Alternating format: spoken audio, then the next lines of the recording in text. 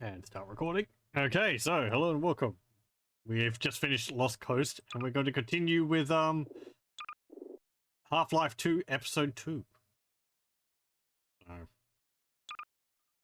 continue with that. Oh, it actually goes to the coastline screen for the after. Here we go.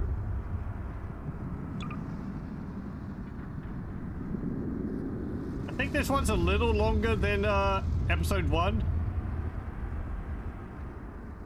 But again, I don't believe I've played episode 2 since it first came out. So I'm not going to remember much about it. Remember certain parts, but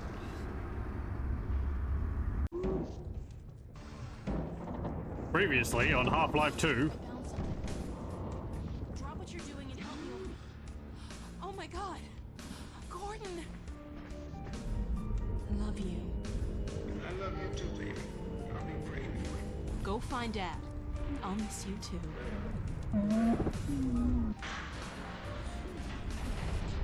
Careful, hold on. The process is accelerating toward a dark energy flare. What the hell?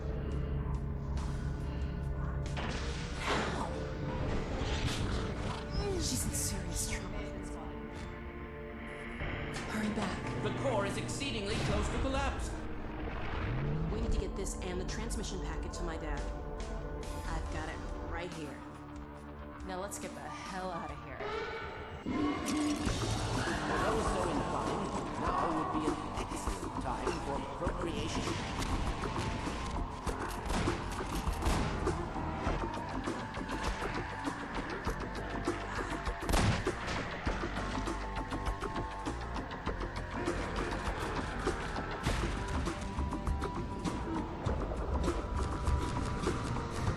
You two have to get out of the city. The Citadel could blow at any moment. Oh my god, the transmission's going out. They'll have it on the other side soon.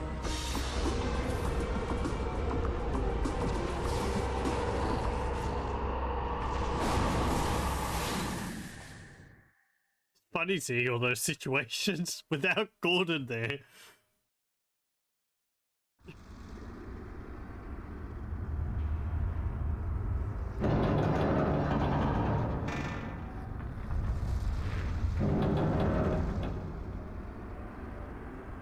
Oh. Welcome to Half-Life 2, Episode 2. We are at the midpoint in our trilogy of episodes, which will conclude in Episode 3. To listen to a commentary node, put your crosshairs over the floating commentary symbol and press your use key. To stop a commentary node, put your crosshair over the rotating node and press the use key again. Some commentary nodes may take control of the game in order to show something to you. In these cases, simply press your use key again to stop the commentary. Please let me know what you think after you've had a chance to play this, our latest installment in the ongoing adventures of Gordon Freeman. I can be reached at gayben@valvesoftware.com. I get about 10,000 emails each time we release a game, and while I can't respond to all of them, I do read all of them. Thanks, and have fun. Okay. Oh, my inventory.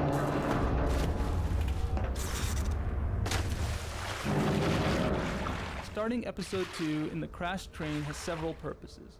From a story point of view, it establishes continuity with the end of episode 1.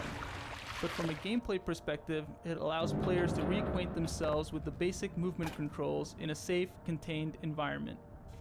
Our earliest design had the player scrambling out of the wreck high above the canyon and forced them to make some precarious jumps to get to ground level.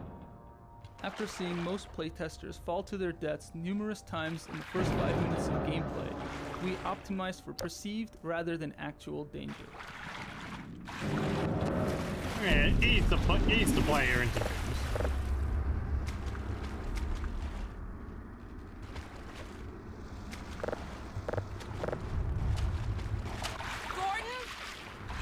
Oh, hello. Oh, Gordon, thank God you're okay. Hold on a sec. I'll get you out of there. I can't climb out these windows. Let's hope this still works. Stand back. Here goes. I'm holding my breath. Wow. I forgot what a kick this thing has. Here, you take the gravity gun. You're better with it than I am. I'm sure my suit actually compensates for find the you, I got- impact. I know. I shouldn't have worried. Well, we should keep moving. I'm sure the Combine haven't forgotten about us. I heard Vortigaunt's a few minutes ago. Maybe they're still around. We've got a long way to go to find my dad. It'd be nice to have some extra help.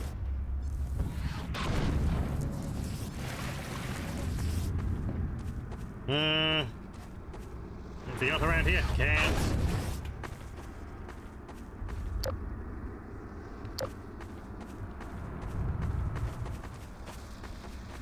Hey.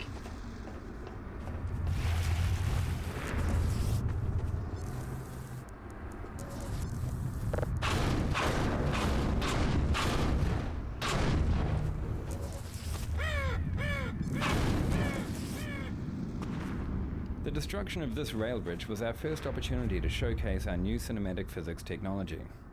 We wanted to convey to the player the scale of the train wreck The Citadel. and the delicate balance the damaged hell bridge was is left in happening? as a result. The structural deformation of the twisted Hold on.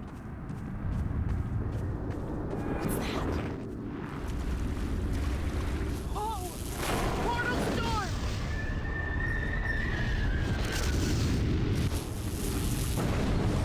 Look! The bridge!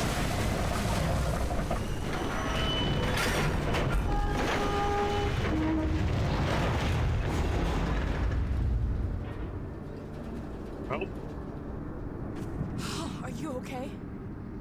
no. It's like the first days all over again. I hope we don't get many more. Oh yeah, we also have a separate flashlight bar. Now, I the hadn't noticed this before. flashlight doesn't use the sprint bar. The destruction of this rail bridge was our first opportunity to showcase our new cinematic physics technology. We wanted to convey to the player the scale of the train wreck and the delicate balance the damaged bridge was left in as a result. The structural deformation of the twisted metal was modeled with the help of surface-based spring networks, driven by particle systems. In this case, we actually passed a rail car through the bridge and solved the deformation dynamically. For the collapse, we used an offline large-scale rigid body simulation, a technology typically reserved for the visual effects industry.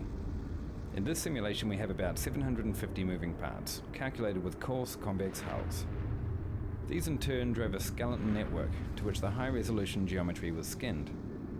Particles were then emitted from the transforming geometry and calculated in-game. I wonder whether that means that it's actually physics related to that, or it's just an animation.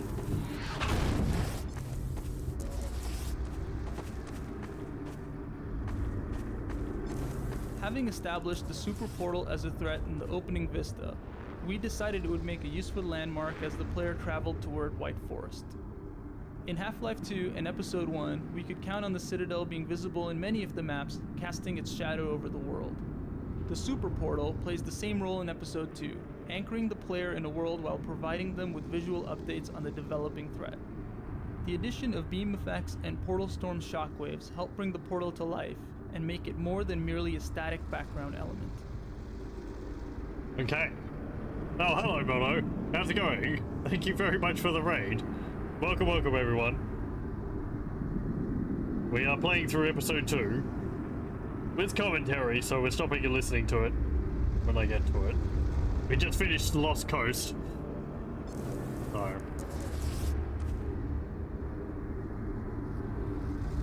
Yes, yeah, we just finished playing through Lost Coast. I don't think it was my first time from playing through Lost Coast. If I did play through it, it must have been when it first came out. Likewise with episode 2. I doubt I've played this since it first released. So I remember bits of it, but yeah, a lot of it is just gone over the years in the wait. Now I like that view of the city. You can actually see, like, it looks a bit more unique instead of the one you see from the top of the Citadel in Half-Life 2. For the ominous mass of clouds which swirl above the destroyed Citadel, we devised a shader effect to give the impression of depth and complex turbulence. The actual geometry rendered for this effect is a single flat polygon, but through a series of pixel shader effects, which composite several texture layers, we are able to achieve the impression of realistic churning clouds. In the offline pre-visualization work that we did to initially define this effect, we developed a very realistic simulation with more than 30 layers of clouds. With real-time shader techniques, we were able to achieve an equivalent look while maintaining an interactive frame rate. It's funny that so much of what they talk about in the commentary seems so quaint now, considering everything. But it does look pretty neat.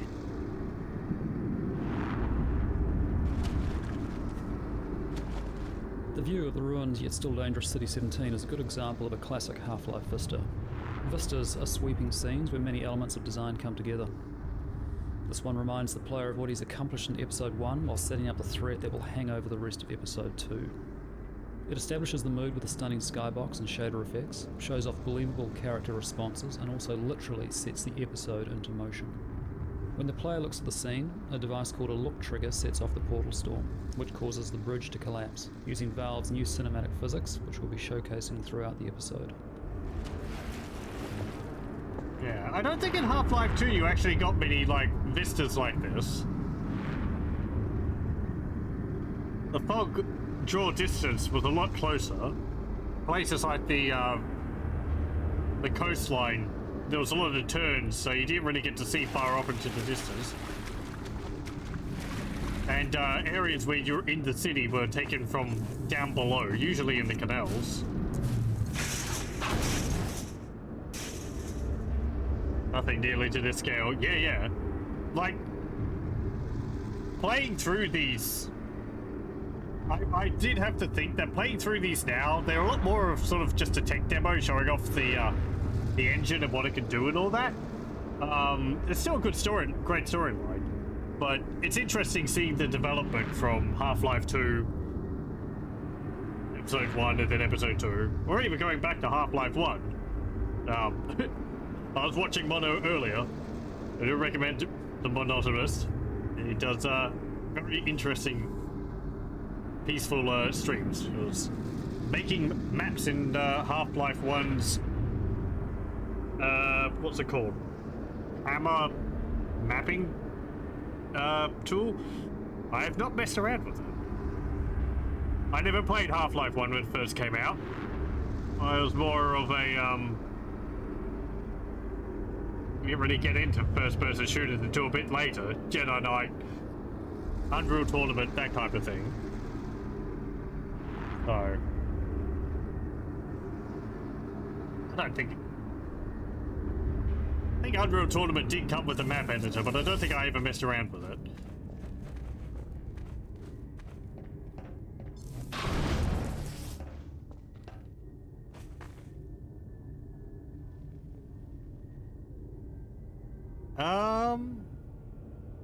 I think that's called the same. I think the editor is called the same for Half-Life 1 and 2 in that case, B-Fig.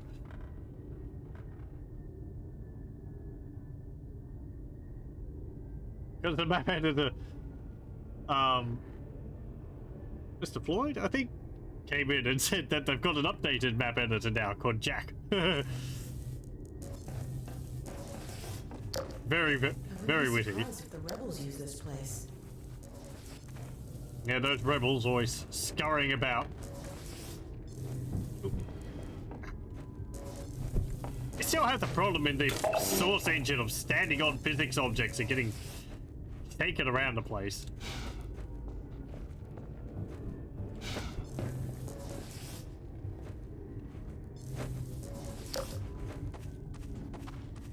Zombies? Yes, zombies.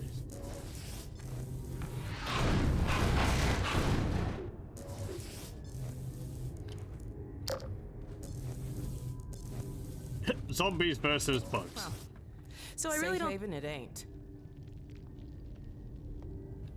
So I really don't think I had any idea what I was getting into when I auditioned for the game, because I really had no clue what Half-Life was, what Steam was, or what Valve was about.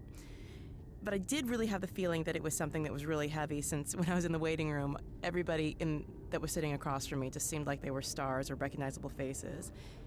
And then the first time that I sat down with the Valve team, they showed me some rough animations of Alyx, and immediately I just couldn't keep my eyes off her. I mean, she actually looked like someone I could be related to, and that has never happened to me.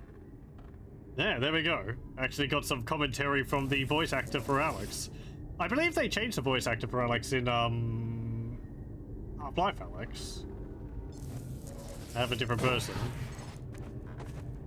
But yeah, what's the name? Merle Dendridge? Oh, hello.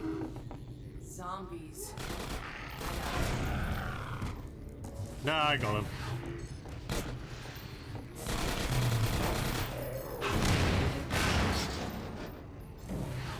Yeah, I do.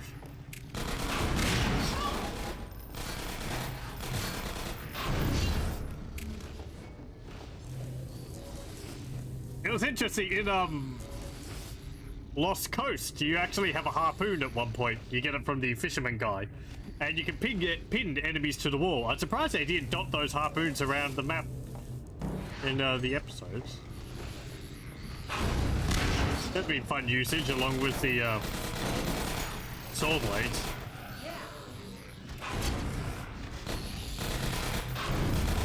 Oh, hello! It's a zombie.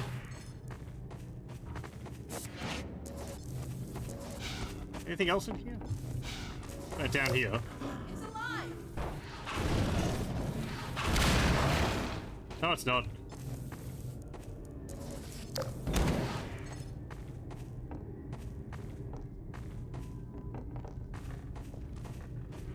You think you only played episode 2 a little bit on the 360?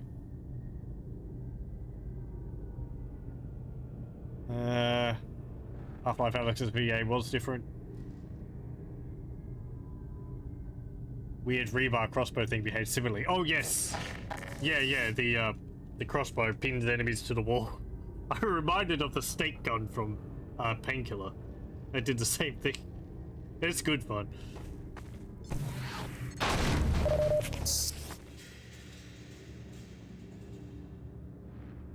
There's one or two of those harpoons in the antline section in Half-Life 2. It insta kill anything and crash a game if you used it on the antline boss. Really? Huh. I don't think I saw those. I wonder where they are. Do you mean in the area where you get the pheromone pods? Or just before then?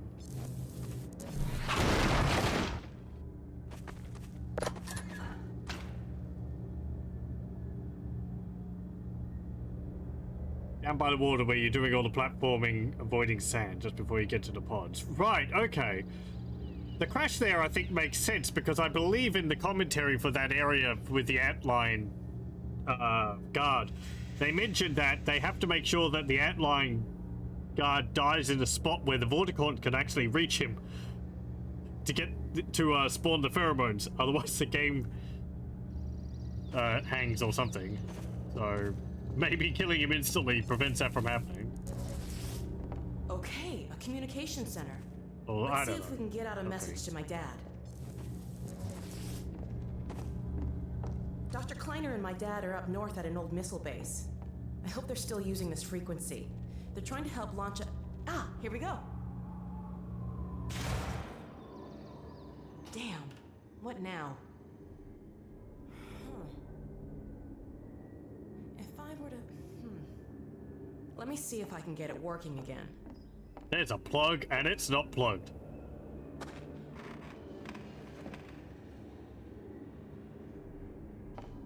What a mess. This could take a while. Hey, if you have any blinding insights into how to fix this, go for it. I'm stumped. In this first part of the episode, we're restoring the player's connection to Alyx by recalling the sort of collaborative activities you shared with her in episode 1, from combat to collaborative puzzle solving. Notice that as she works to restore power to the transmitter, she's careful not to steal the player's fun by doing it all herself. She doesn't actually solve the puzzle, although she sometimes thinks she has. This adds to her charm and helps her feel more human. Of course, the reason we're doing this is so that you will care when bad things happen to her. This transmission scene was added fairly late in development, after hearing from playtesters that they weren't sure where they were going or why. Setting up the White Forest base as your goal right away was important in an episode with so many open, free-form areas where players might forget what they're supposed to be doing. Okay. Hey, you see that cord, Gordon? Nope. You want to plug it in? Nope. Can I see what you're doing up there? Probably can't climb up there. Eh. Let me up. Would you mind plugging it in? No, I can't actually get up there. There's an invisible wall. Yeah, just messing with stuff. Thanks. That did the trick. Now, to check in.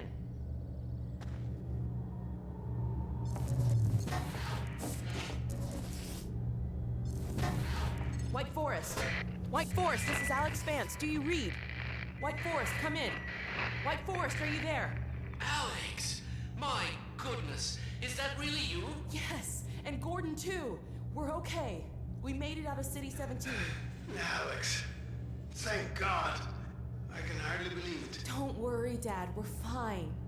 But something really strange is happening with the Citadel. Oh yes, we've been monitoring the situation.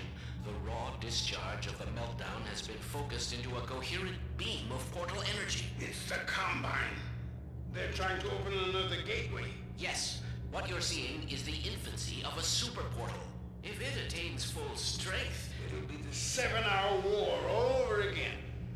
Except this time we won't last 7 minutes. My God. Gordon, what if that's why they were sending so much data from the Citadel? So that... Data? From the Citadel? In the control room. They were feeding huge volumes of data directly into the core destruction sequence. Magnuson, did you hear that? I'll bet it's the Combine portal code. Yes, I'm not deaf. I downloaded the whole packet. They've been chasing us ever since. Well, of course they have. You see, Kleiner, it's the linchpin of all of their plans. Well, I can see that.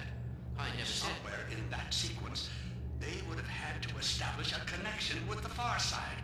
What you have there, young lady, is the specific contact code for the Combine overworld. Good God. Now, if I am right about this, and I have no reason to doubt myself, you are carrying the very code Dr. Mossman had hoped to recover.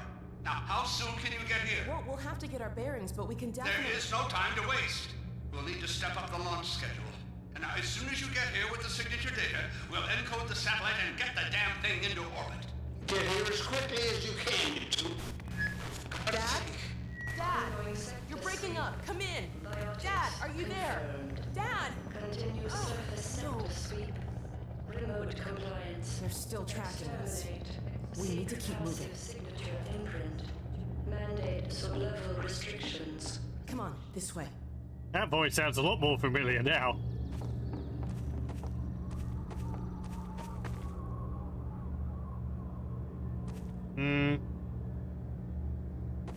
See, there is funny if you plug it in before she sees it. Doesn't change? She drops the plug from above. Would you have to run up and get the plug from that little alcove? Or something?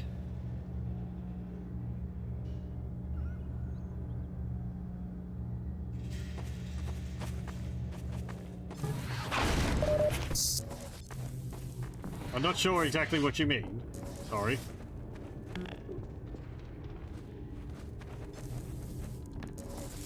No.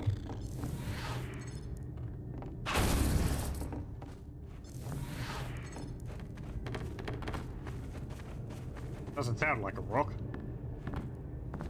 No. Buildings look like they've seen some use recently. We should find a way out there.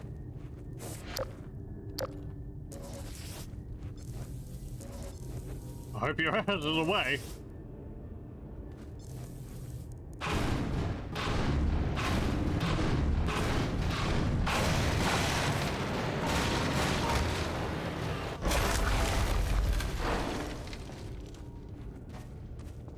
Nice. That did the trick. I can always count on you to find a way through. Dr. Magnuson has an old rocket up at White Forest. He's been hoping for the day when he could launch a satellite to tap into the old array they set up at Black Mesa. But getting a launch off while the Combine was intact? There was just no way. I'm not sure how they'll use the satellite to shut down that portal, but I guess we'll find out when we get there. I assume the Combine don't actually have, like, any ships in orbit or anything. So I guess they just use the portals. I thought if you get to it quickly enough, she's like, hey, I fixed it, even though you did it for her. Oh, right. Yeah, if you do it before she calls out what you're supposed to do. Yeah, that would make sense.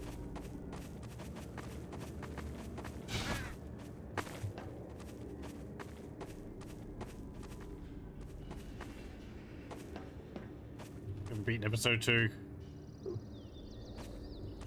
Okay, well, thank you very much for joining, Lord Sai. I hope you have a good day, evening. Let's see. Right.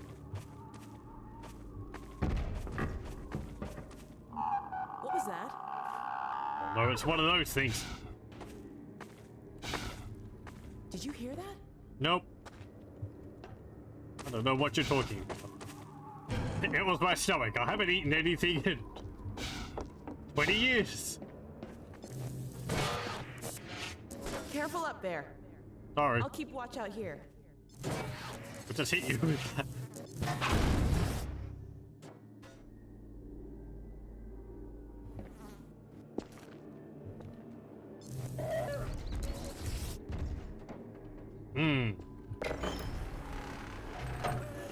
That worked.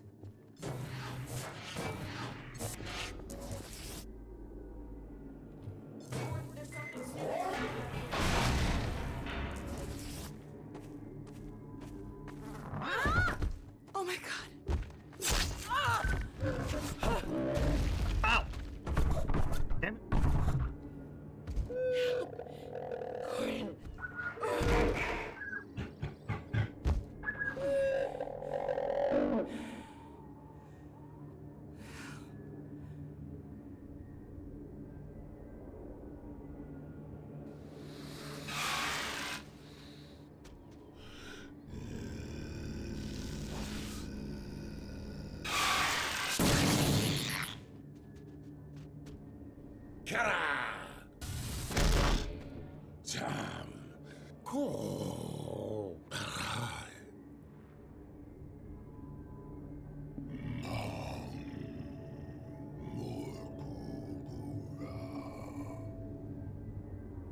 The Alyx Vance.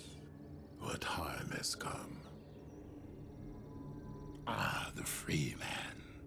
I am pleased to see at least you are unharmed. But the Alyx Vance, her condition is grave. I'm just stuck under here. Oof. Well, thanks. Healing her will require more than I alone can conjure. Let me summon my kin. If you must.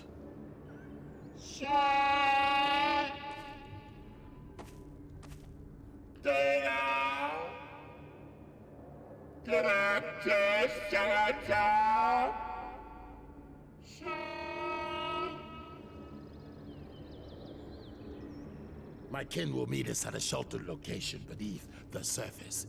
We must move her there quickly. I will stabilize her if the free man will provide us with protection. Yep, sure. Let us hurry, free man. Help awaits us in the mines. From the beginning of Episode 2's design, we intended for Alyx to be gravely injured and fall into a coma. However, the timing and nature of her injury changed dramatically. In the earliest version, the player woke to find Alyx already unconscious. Lead on! We wanted the player to be unsure what to do, but instead this turned out to be merely confusing. In the next iteration, Alyx balanced precariously in the train car near the player, only to slip and fall as the train shifted. This was unsatisfying because we have painted Alyx as tough and agile. Having her injured in a fall seemed arbitrary and impersonal. Forward, Freeman. We kept trying to add a stronger emotional aspect to her injury, something that would give rise to anger and fear. Around this time, the Hunters were coming online, and we were having trouble giving them a really powerful introductory moment. Solving both problems at the same time, we introduced the Hunters as the cause of Alyx's injury. Okay. There we go. Oh. Creating the sound of the Vort's call was a refreshing break from scoring huge explosions or the bridge destruction. We wanted something subtle that would communicate the Vort's general nature as well as its specific cry for help. Sometimes it can be difficult to process sounds while still giving an organic quality to the voice. To design a sound that contained a sense of the alien personality without just sounding like another animal call, we found a way to add and process overtones while subtly altering the phrasing of the pitch. The resulting sounds give the impression that the Vorts are in fact communicating among each other with a dynamic dialogue of calls as opposed to speech. Okay. Is there anything in here? Nothing over there.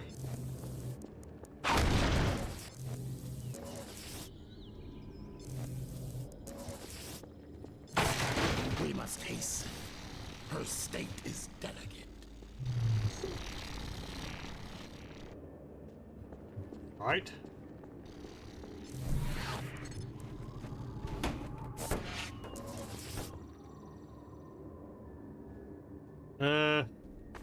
Oh. You scared.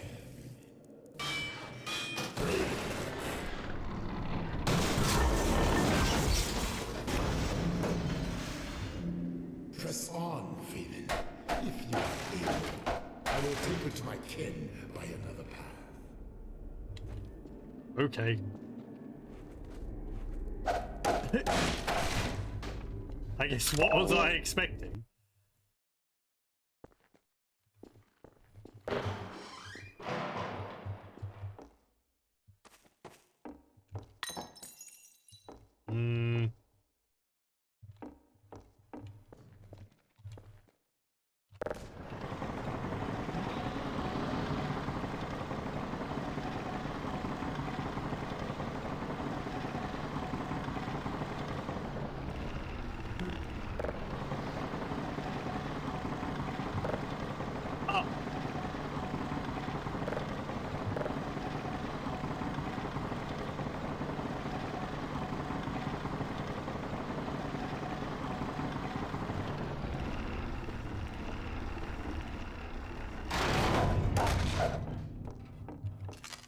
Hey, pistol.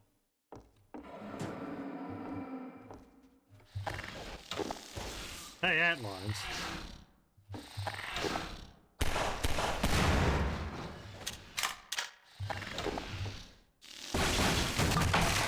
Get back here.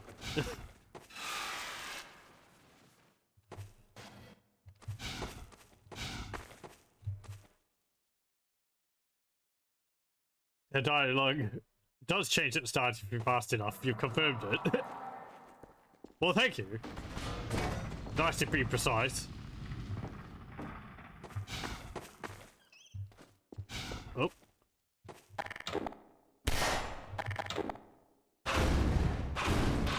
Come on. Move out of the... There we go.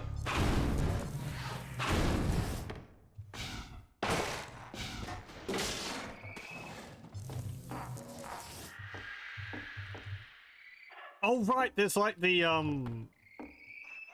antline grubs. That's what's making the noise. That's one, isn't it? Oh no, that's a light.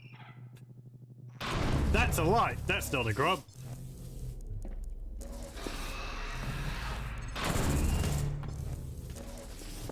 Ugh. There's a grub.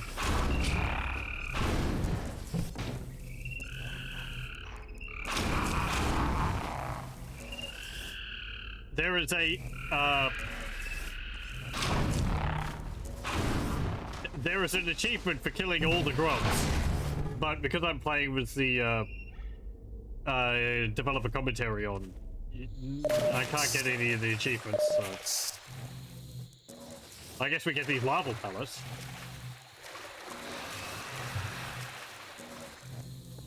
Are these the same type of grubs which are in the healing machines in Half-Life Alyx? They're quite a bit bigger than those. They are! Haha! That's a nice little tie together.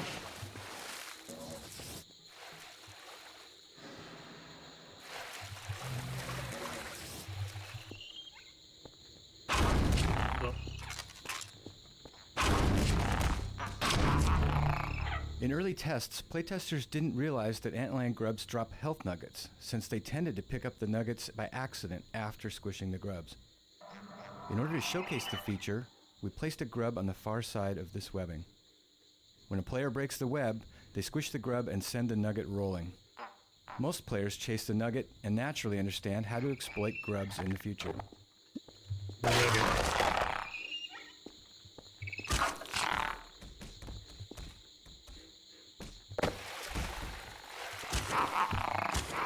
The antlion grubs were initially created for Half-Life 2, to visually flesh out the life cycle of the antlions. We never found the right place for them in that game, but as we developed the antlion environments for Episode 2, they were an obvious choice for Resurrection.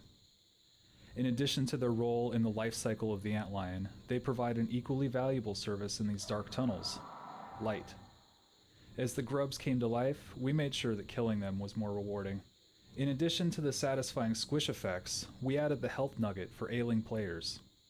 Soon, we found many players were compelled to squash every grub in the map.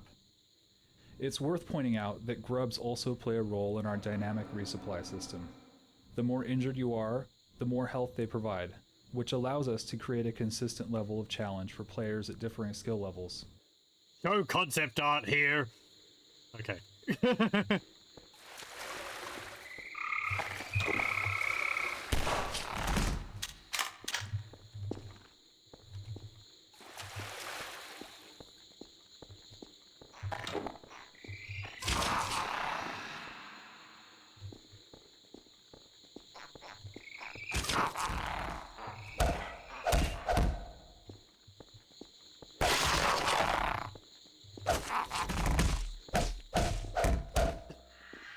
Goo in the sack. Whoop.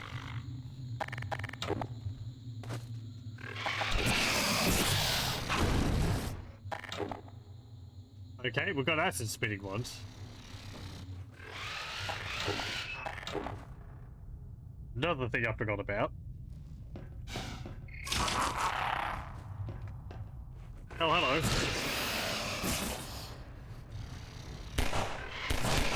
Yeah.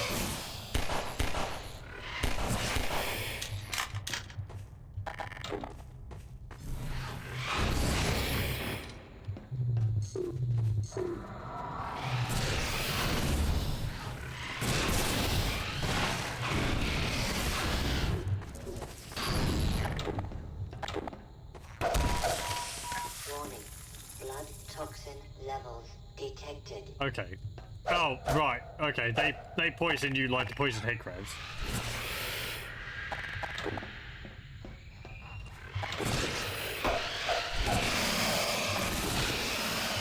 Sack. Oh, did I mess up the quote? Damn it! Let's go in the sack! That's the pod. Yeah.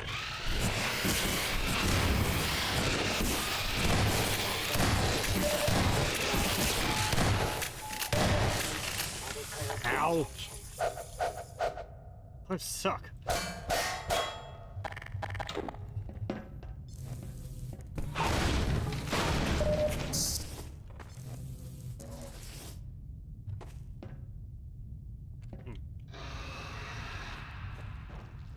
Is that breakable, or is it just... Oh, hello. How's it going? No? Okay.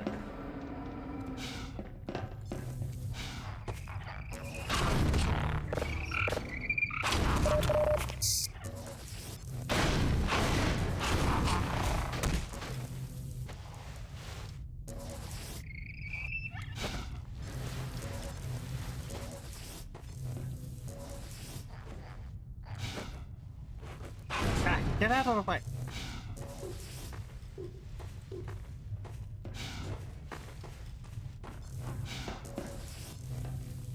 Oh, I might have to go underground. Squeeze.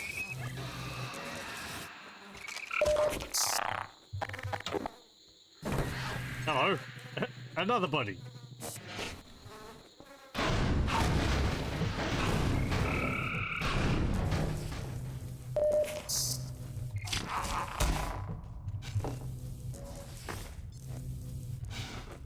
I want to carry the explosive barrels with me, but...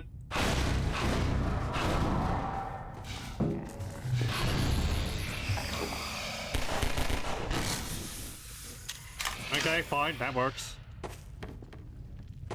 I was going to blow out the barrel, but...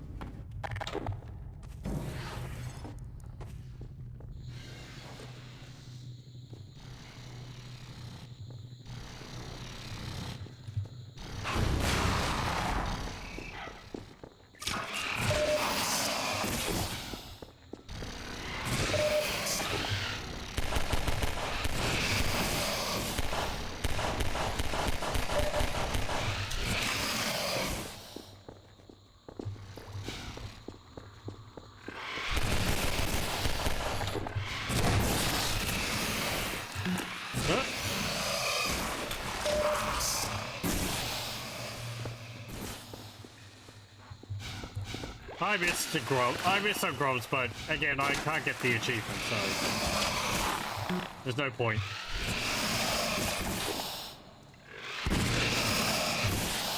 Yeah, don't waste all of them.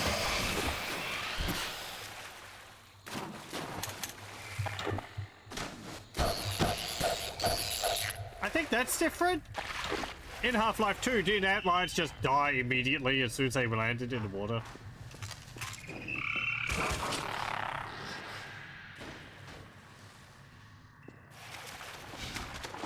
An excuse for a second playthrough. Oh, hello. Man, these barnacles are going to be feeding well in here.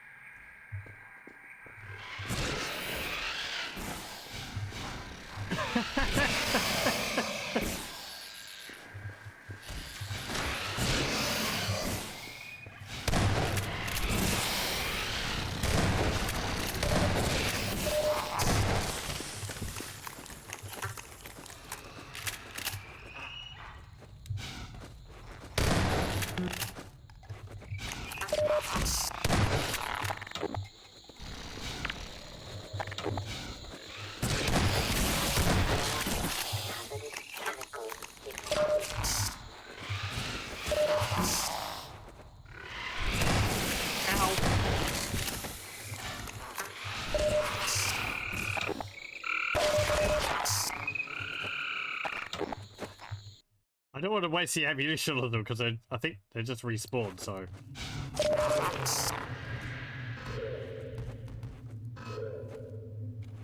Gently!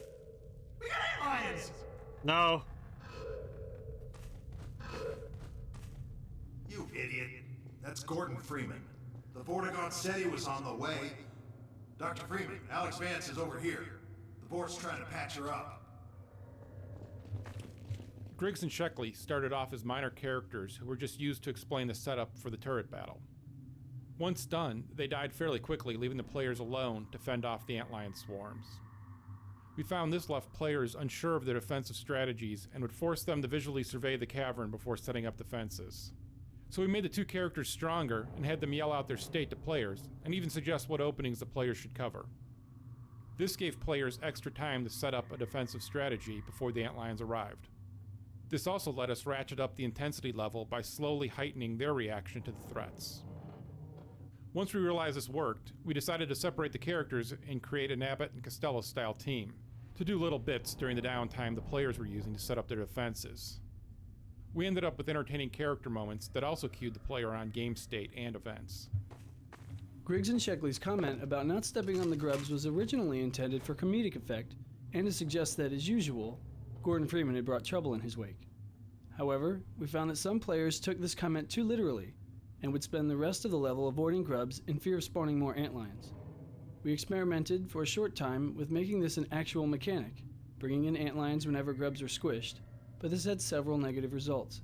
It made the tunnels far too difficult, and canceled out any benefit the player got from squishing grubs for health. We decided to keep the grub behavior simple and rewarding.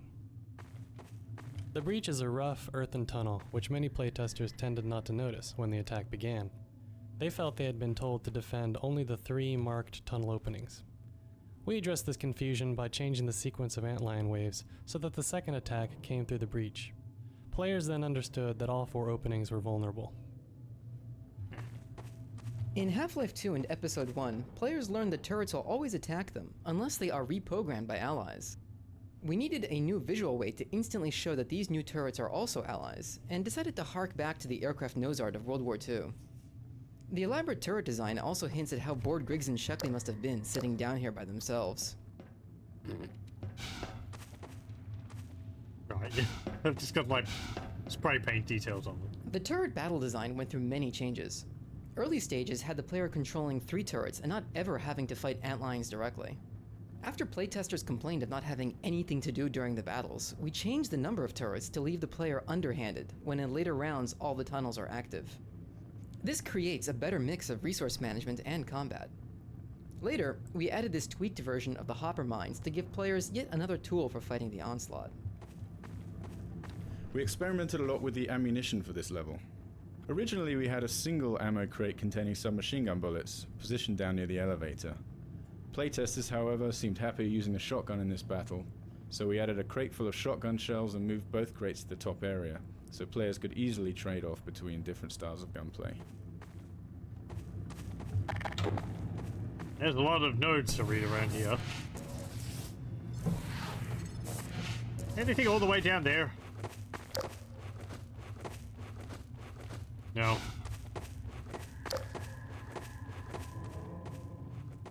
The way they talk about all this makes it sound intensely collaborative. You always wondered how much of it is just retrospect.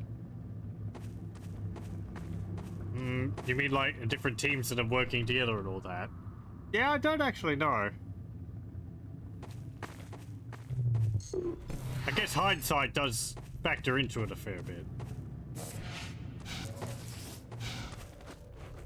A lot of happy coincidences. There is a lot of stuff which they ended up cutting from the game, so I guess with as many things which worked, there was just as many things, if not more, that didn't, and ended up not being in the game. In the prototype for this level, the Vortigaunt cleared the way by blasting apart a rock pile.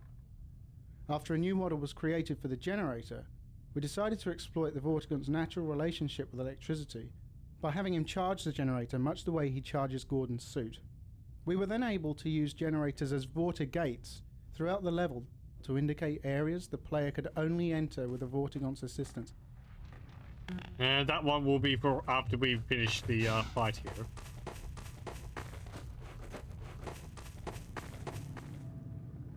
At the climax of the turret battle, we introduced the Vortigaunt in full-on action mode. The player can and should take part in the battle, but we were very careful to make it fairly easy for him to hang back and enjoy watching the forts clear the room of antlions. We wanted to show off the Vortigaunt's new abilities and get the player excited about the role they were going to play as active allies in the struggle against the Combine. In Half-Life 2, Lou Gossett's voice lent itself to a mystical and mysterious characterization of the Vortigaunt. In Tony Todd's reading for Episode 2, we heard new possibilities for a Vortigaunt who's more of a mystic martial artist. With new attack animations and companion behavior, we worked with Tony to build the Vortigaunt into a powerful ally, a full-on alien ass-kicker. Every Half-Life game so far has started with Gordon Freeman weaponless. Assuming some players had just played through Episode 1, while others might not have played it at all, we had to decide how long we should spend parceling out new weapons and providing adequate time to player practice with each one. In this case, We decided to hand the player a number of weapons all at once, figuring most would have mastered their gunplay in previous episodes. We held off doing a lot of deliberate training until we began introducing newer modes of combat later in the episode. Okay. I think that's everything. What's up here? Nothing.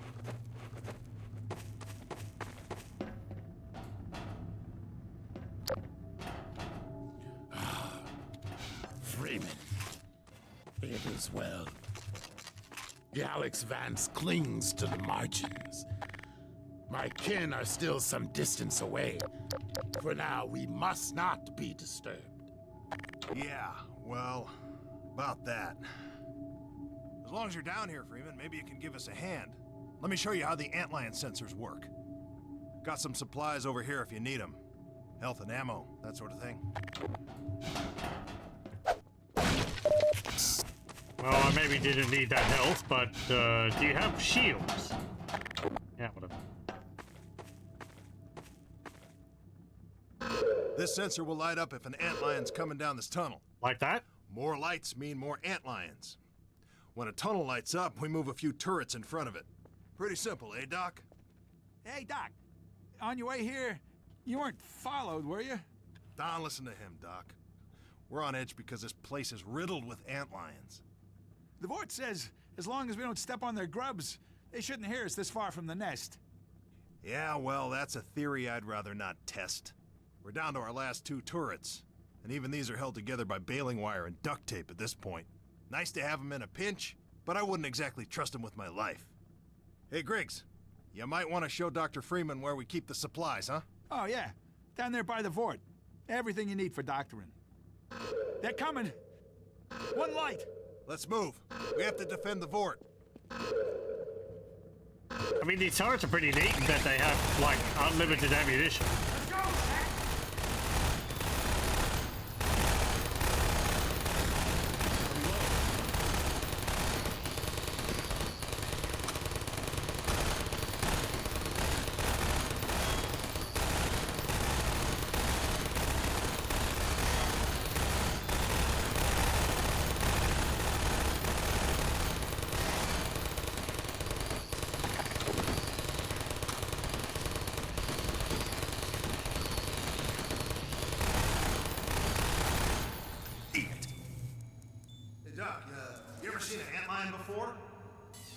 No.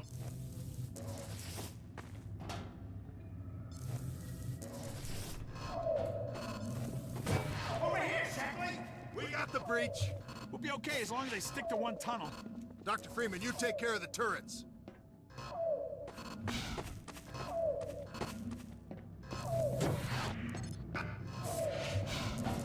Going to build 2 turrets there, or just the one? Nice one, Shackley!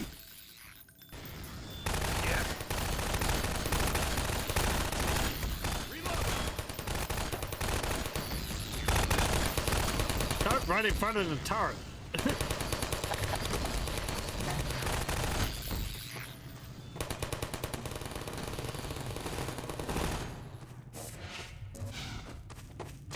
No offense, Freeman.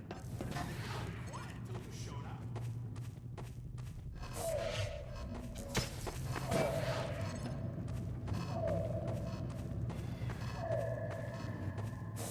I found a new hobby while I was in the tunnels. Something about stepping on grubs.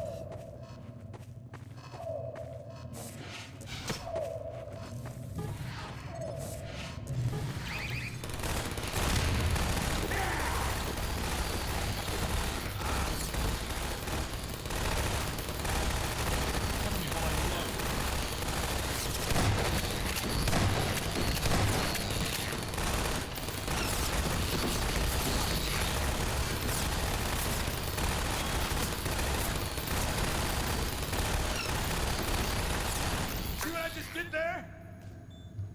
Come on, try to keep up. Let's just stay here. We got 36. You handle it well, Doc. Hey, you see a bug on me, how about you try to get it off next time? I didn't see it. Yeah, no, sure. They're only like 5 feet tall.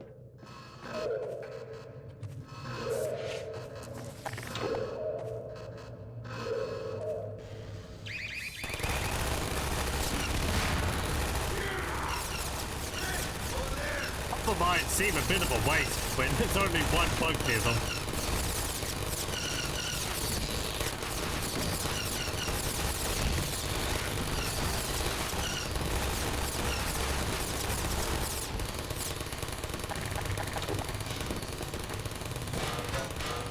There's quite a lot of them in there.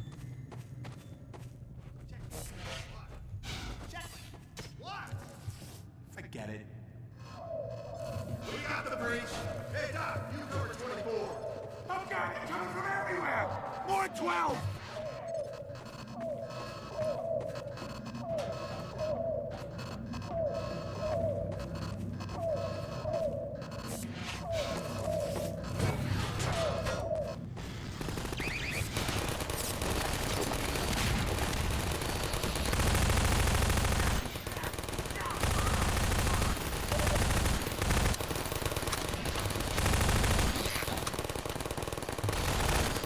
You said you'd cover that.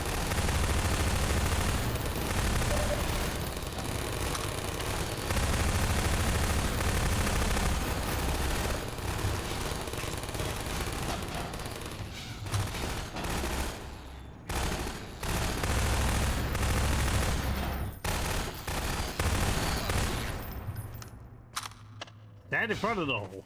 I got 10! Yeah, well, we all got 10. There's hundreds of them. Hey, Doc, you cover the breach. There's 12! We got 24. What's wrong with that?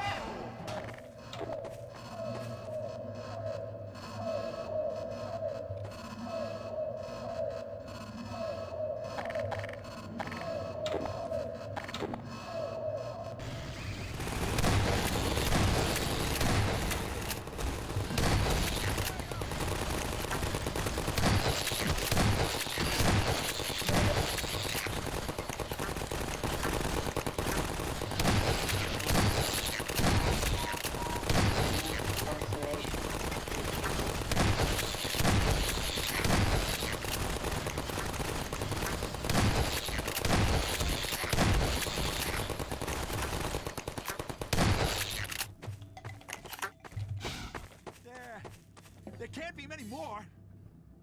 What the hell makes you think that? We got 12. Incoming at 36. And the breach. And 24. Oh, God, they're coming from everywhere.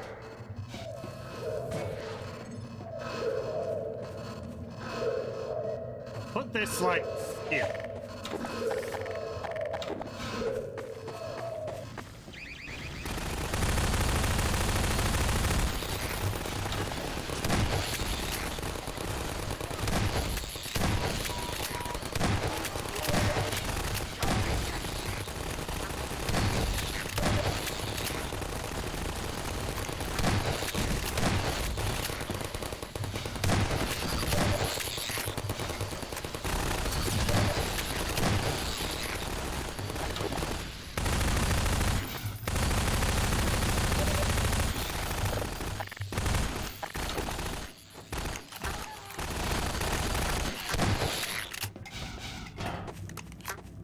This must be bigger than we thought! Here, have a med kit. Two lights! We can't hold out much longer! We'll take 36! Got to watch all the tunnels, Freeman! We can do this, right, guys?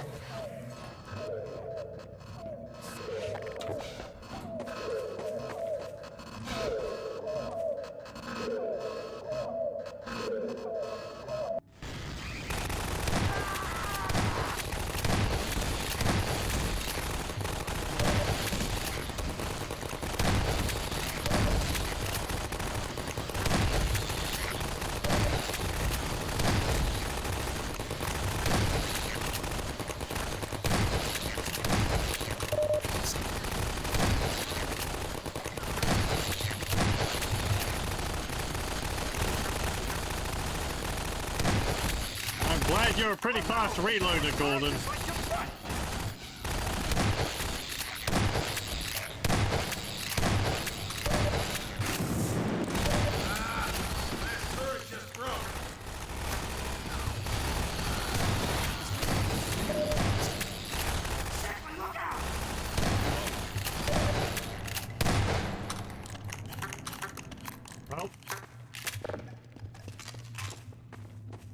No, turreties. 3 lights! We got 3 lights! Why are there so many? I think we misunderestimated. Look alive! Get ready. Okay, get ready. 3 lights. Tactical heal was getting mauled was pretty impressive. Yeah, he just chucked the big hit right at me. Hey, supports, they made it! Yeah. I was trying to scare you, Chef.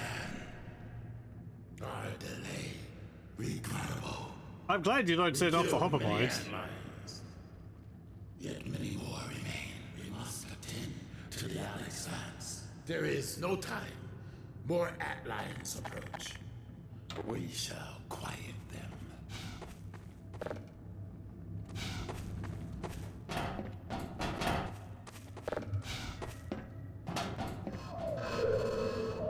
Shit, the whole place is up. Grab it, hello. Wasn't supposed to be here.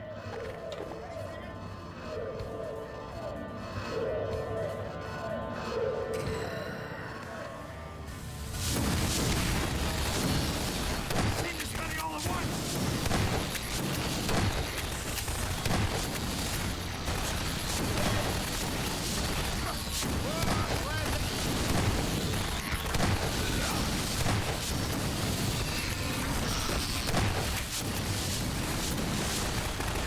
Oh, sorry. You look like an antlion. Ow. Ow.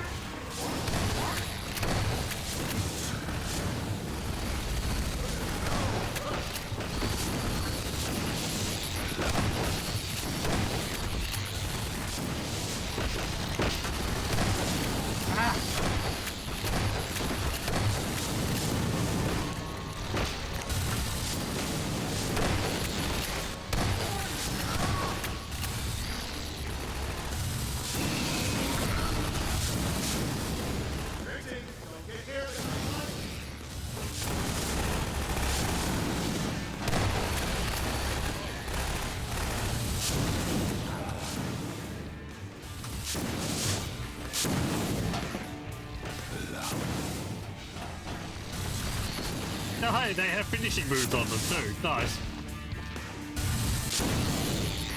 Flat.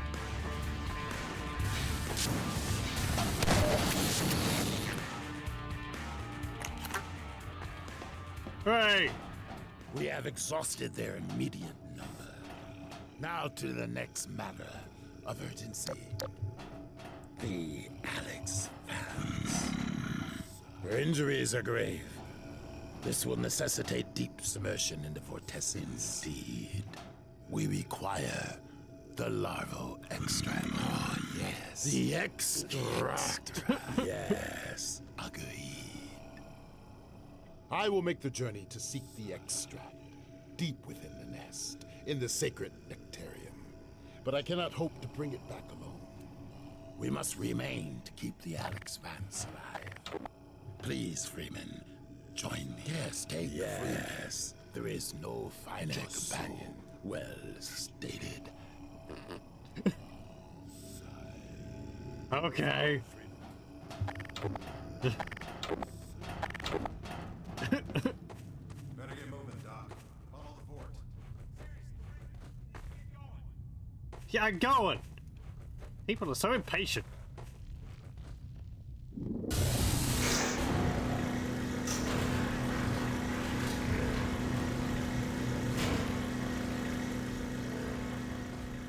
One of the three main themes for antline areas, the mines were a plausible setting for light sources, mechanical obstacles, and resupply.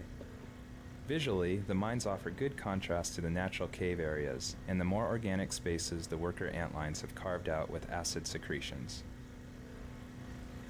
Vortigods featuring Tony Todd, and special guest Tony Todd. Lead on. Yeah, it is a bit talking to yourself. Also, I saw that apparently he'd passed away at some point in the past.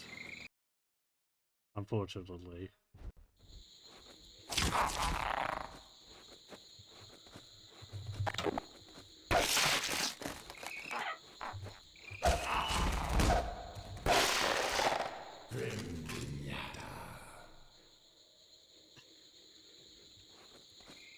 Right next to Grim Fandango. The inline web stacks, grubs, and workers show off a new illumination shader we developed especially for this level. We began with concept art for the web stacks, modeled those, then added the material parameter that allows the model's self-illumination to be modified based on the angle at which the player views them. The end result is an object that looks lit from within by a weird volumetric light.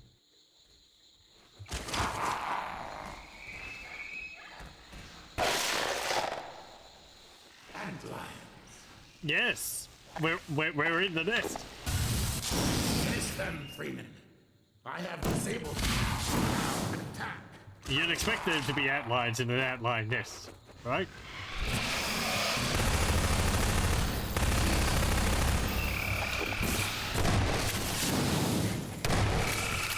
The antline experience in Half-Life 2 was characterized by a mindless onslaught of bugs rushing your way. We devised the antline work for episode 2 as a way to add depth and variety to the underground sequences by leveraging new types of gameplay.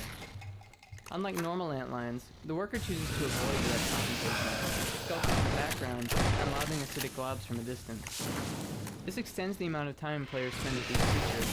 By contrast, an encounter with an ordinary antline is over in seconds. The spitting behavior was derived from the bull squid of Half-Life 1, but was updated to fit the more physical world of Half-Life 2.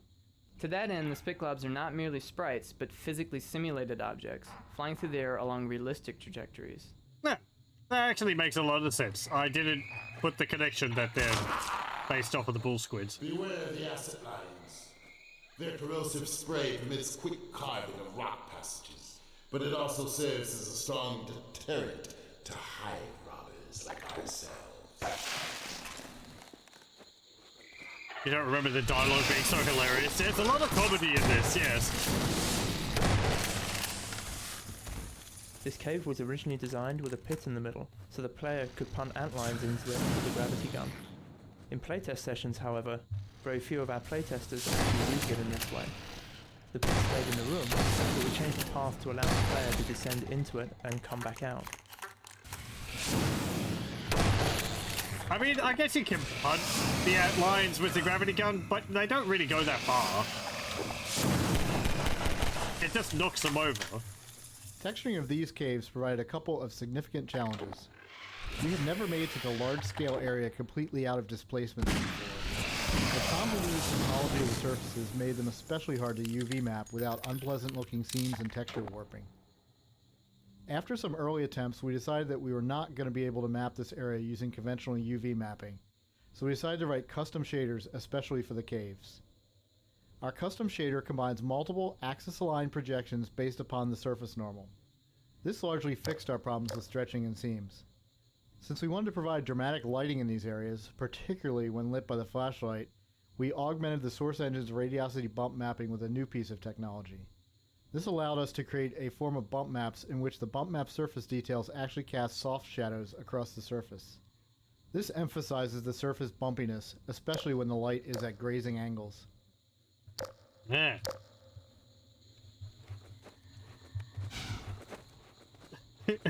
Again, I act like I know what they're talking about.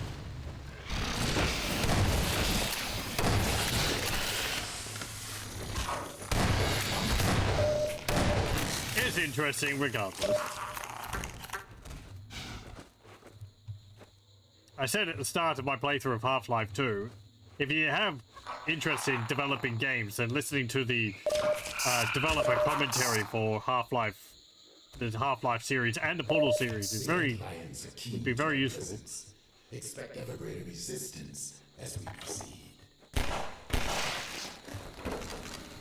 The sad fate of these others is our good fortune. Just because they cover so many aspects of game development and playtesting. Especially the sort of the really simple way which they lay out their thought process, how they developed everything and all that.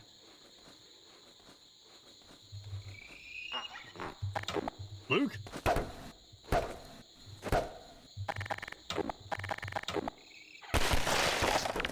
Caution, Freeman.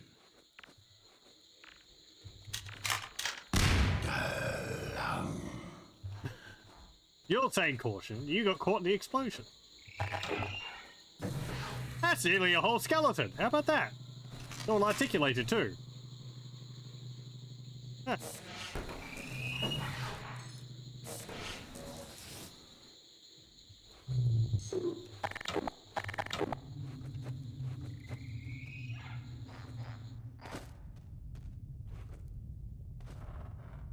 A lot of Valve's openness back then was a gold mine. Source being as open as it was huge for teenager you.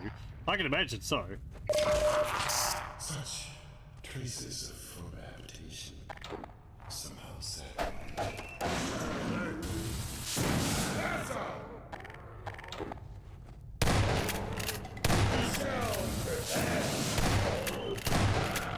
You never do see Vorticorn head crabs.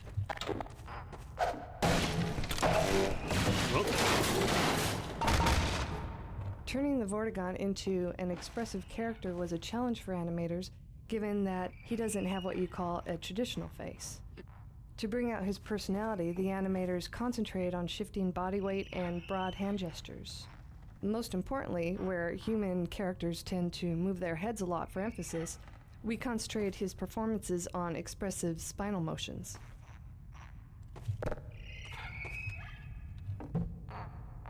I guess he would have said something if I fell down.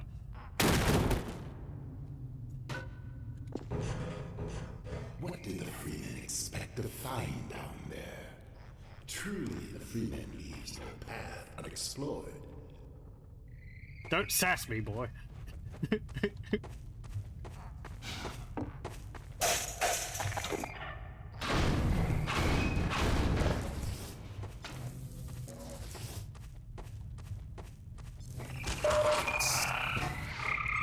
Oh, look at it. Oh, it's... I got a friend. Look at it. No! Oh, well.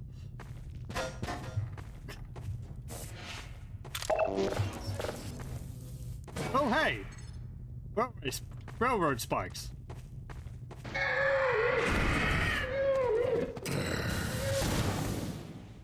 am confident the Freeman will find a way to open that gate so that we may proceed.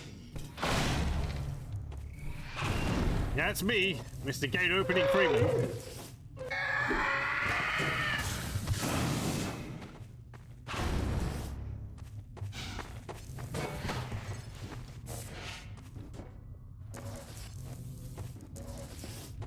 Wherever possible, we try to mine our robust physics engine as a source of novel puzzles. It's especially valuable for giving realistic feedback to the player solving the puzzle. In this scenario, we designed the elevator to sink slightly whenever the player steps on it, giving instant intuitive feedback that it reacts to weight. This made it far more likely that the player would understand that he was dealing with a counterweight puzzle.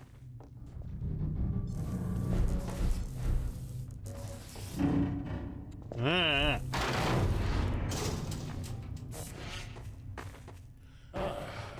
puzzling predicament of the sort was Freeman's fame for strong solving. I will observe with great anticipation.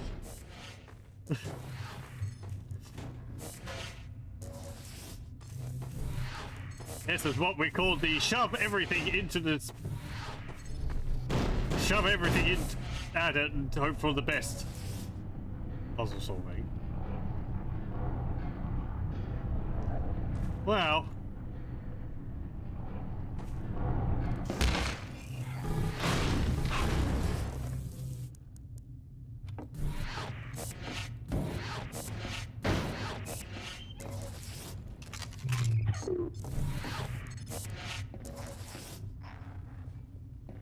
Ow.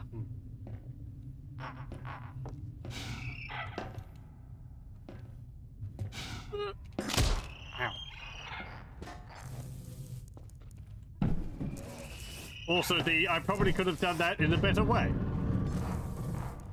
We like to lull players into a trance, then startle them. Here, we convince players they are expected to explore and solve puzzles for a long time. Then, we help them change the mode of gameplay by throwing grenade-lobbing zombies at them. Ah, thank you.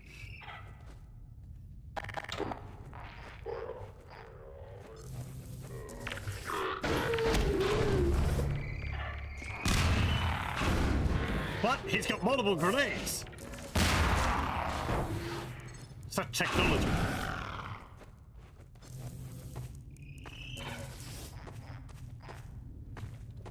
Wakey wakey.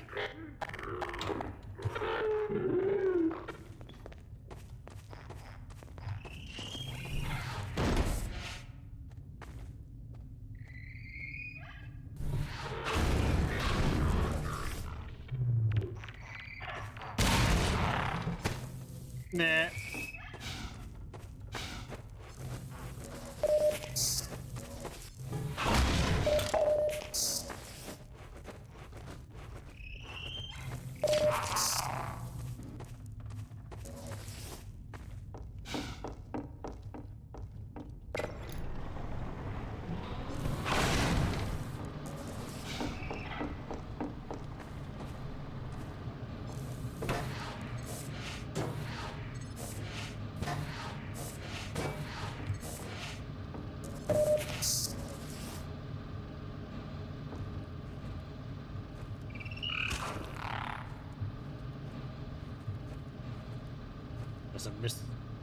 Is there a misaligned texture? Actually, no, there isn't. Never mind. Hard to be for doubt.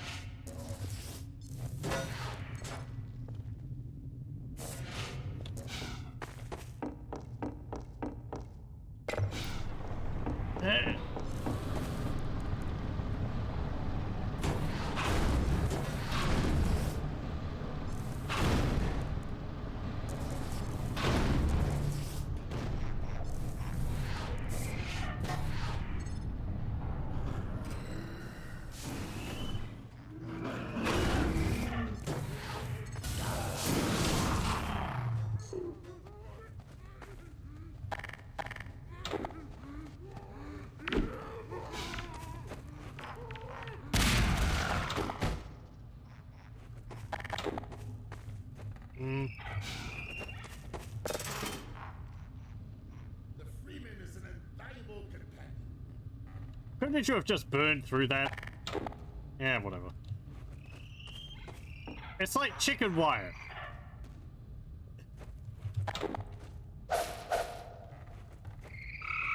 Pity the generator that requires support.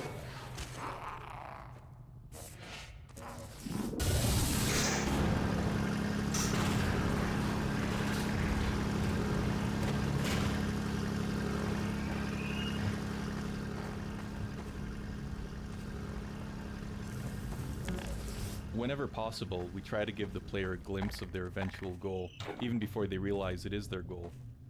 While we try to design such moments intentionally, sometimes the opportunities present themselves.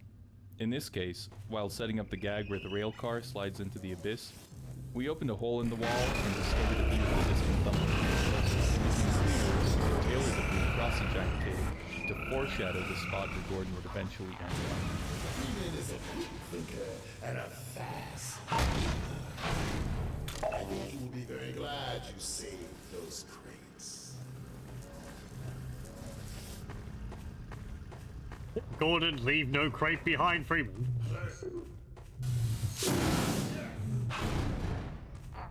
Oh, I can't pick that up. That's stupid.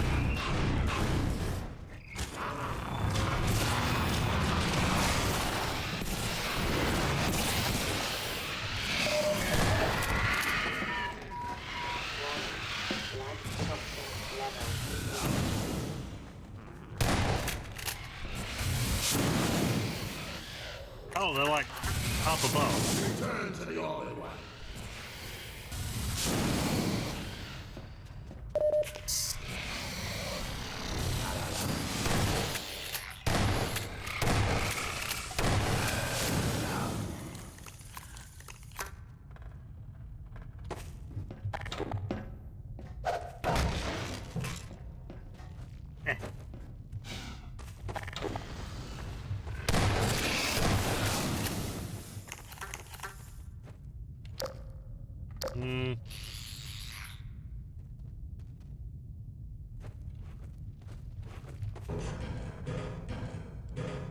Can you climb a ladder?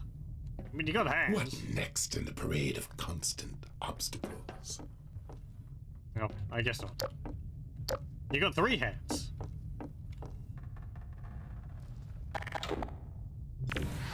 Mine.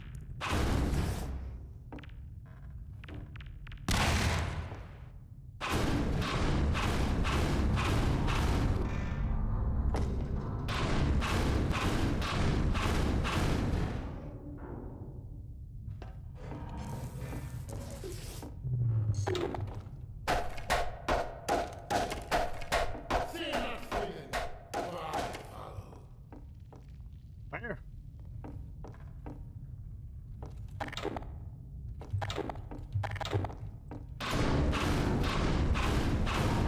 Never mind. Okay, I was just wondering whether I could like put this through the wood, but no. Okay.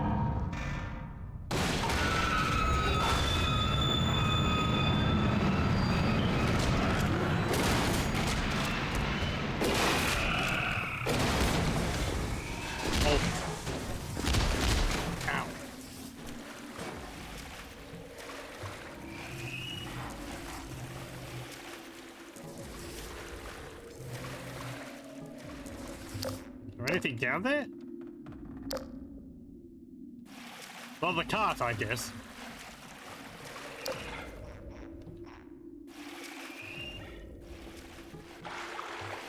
What about in that pipe? Hold on.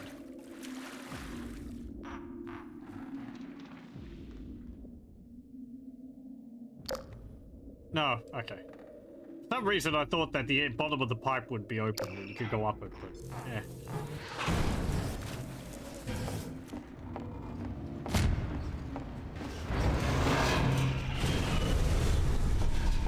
Yeah.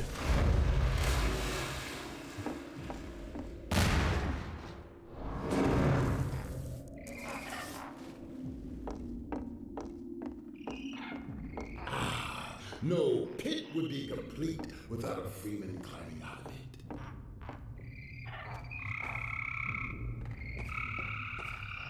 it.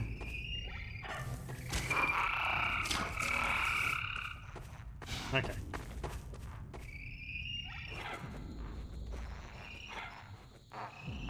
I can hear a thumper. Behold, across the chasm, an repelling device promises and live attacks. If we make an agreement, let us find our way to that vibratory haven. Okay.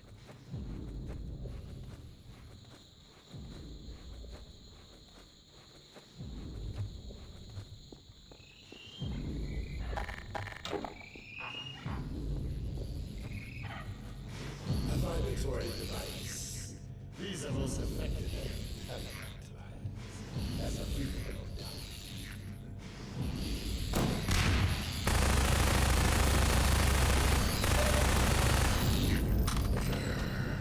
Ow.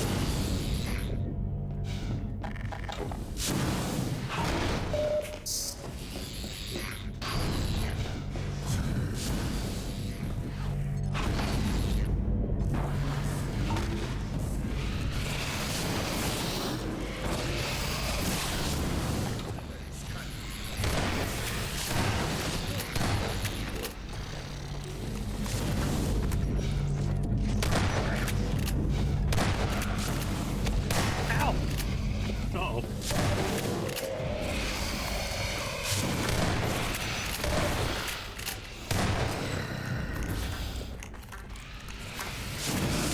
return to the void.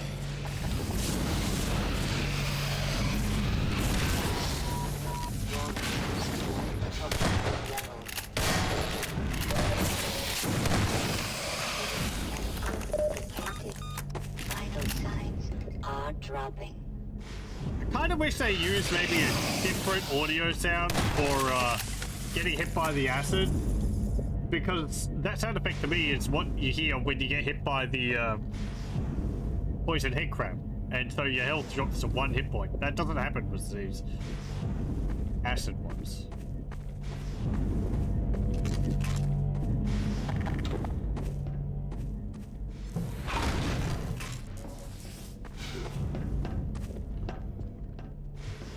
It keeps making me panic more than I really need to.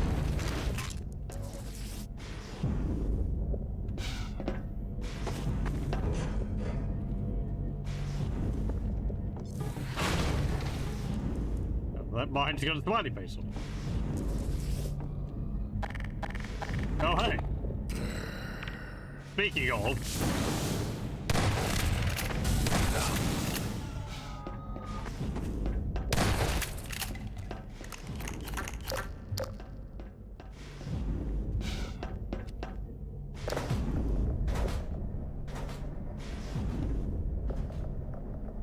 So you have summoned the lift. Oh, that wasn't the lift, that's the lift. Pass on.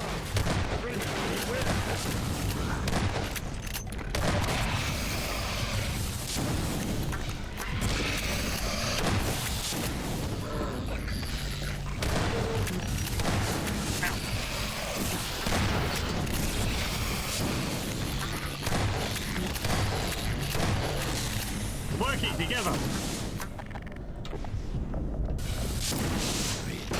To the void. The lift. It's almost.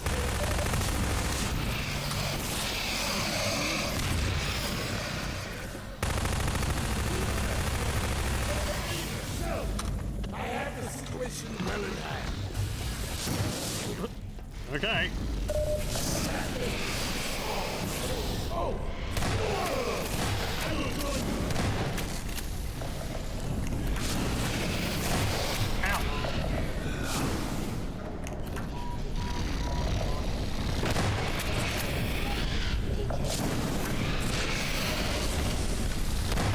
There was more resources I need to pick up there. Oh well. Howdy.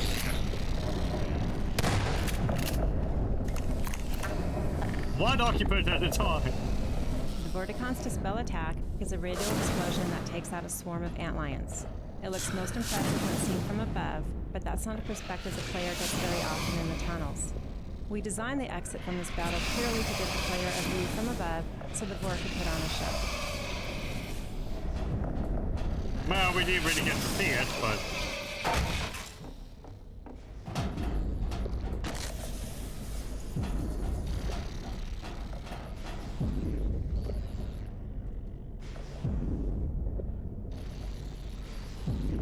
Interesting, like, little cuttings in the wall.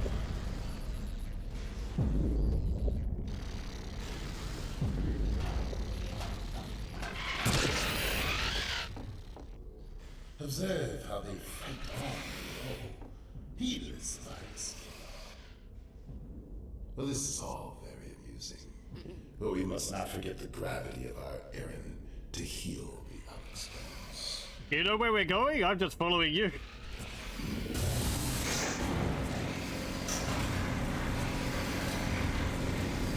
I'd have thought we'd have to be going down, but oh well. Originally, this room came directly after a long stretch of combat with antlions, and opened up into more of the same. Players who opened the door were faced with another swarm, which they were expected to clear with a whole bunch of handy grenades.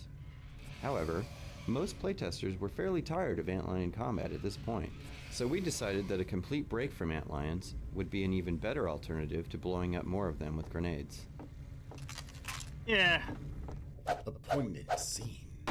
An eternity's repose. It brings peaceful thoughts, does it not? It does not.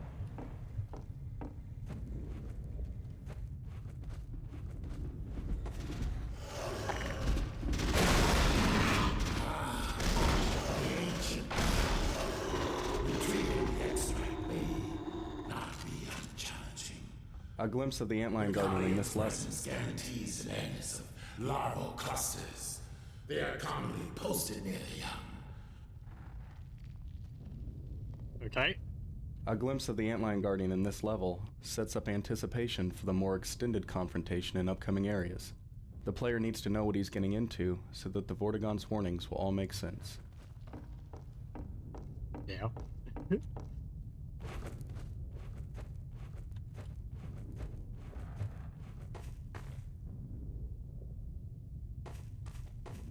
Coming?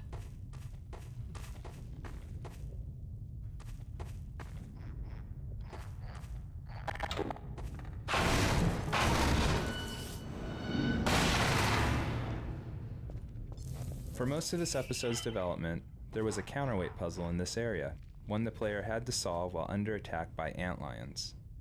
Although it was a clever puzzle, we felt the underground experience was already long enough, so we removed it and streamlined the path to the nectar. Having too many obstacles made it hard to keep up the sense that recovering the nectar was an urgent task.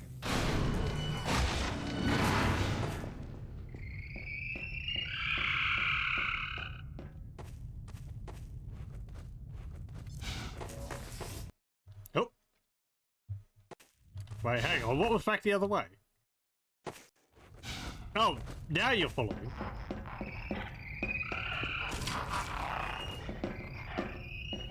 Oh, it's just the other end of the corridor. Okay. Oh, there is a crate. Try another direction. The extract aroma is weaker here. Okay. Do you even have a nose? I mean, I guess you do. Are those things on the side of your head a nose? Nah, whatever.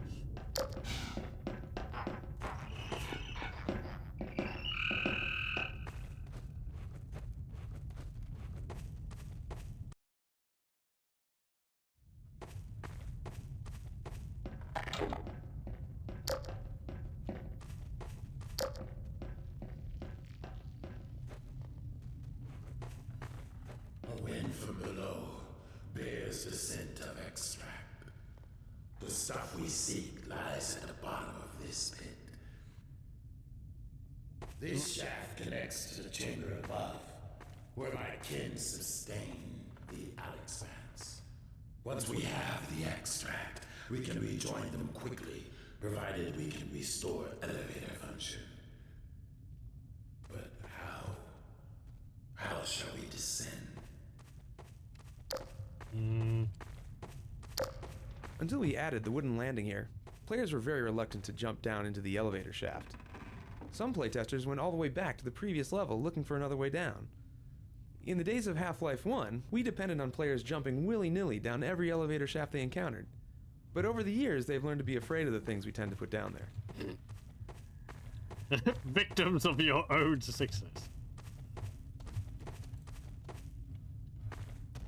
You first. Huh?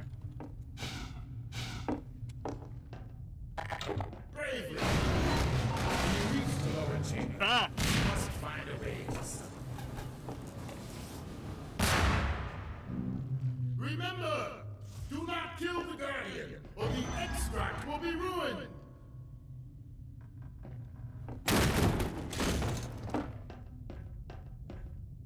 It's over this way. Another skeleton.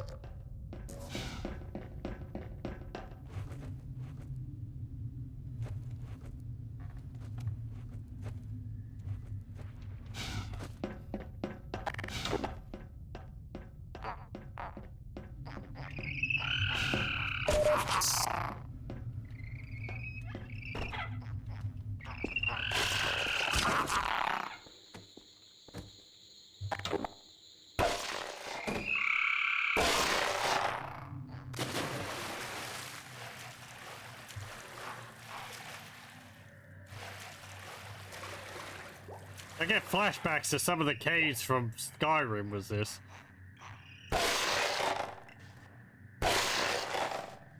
There you go.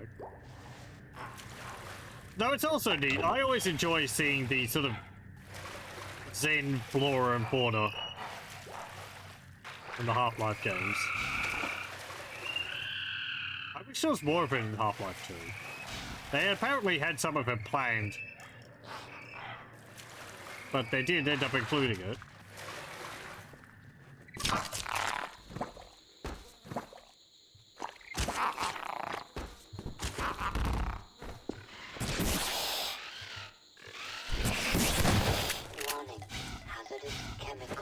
detected. Warning. Blood toxin levels. One of the major graphical enhancements we made to the source engine for Episode 2 was the addition of shadow mapping for the player's flashlight. This allows the flashlight to cast soft, dynamic shadows into the world, adding realism and drama to the scene, particularly in dark underground areas like this one, in which the use of the flashlight is required to navigate the space. As you move around, notice that all objects in the world cast and receive realistic shadows from your flashlight. Such technology.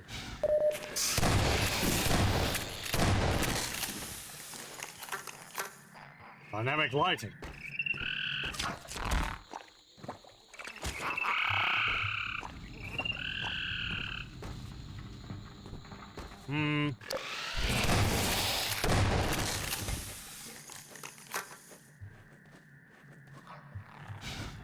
Early versions of this area had serious problems. It was brutally punishing and unfun.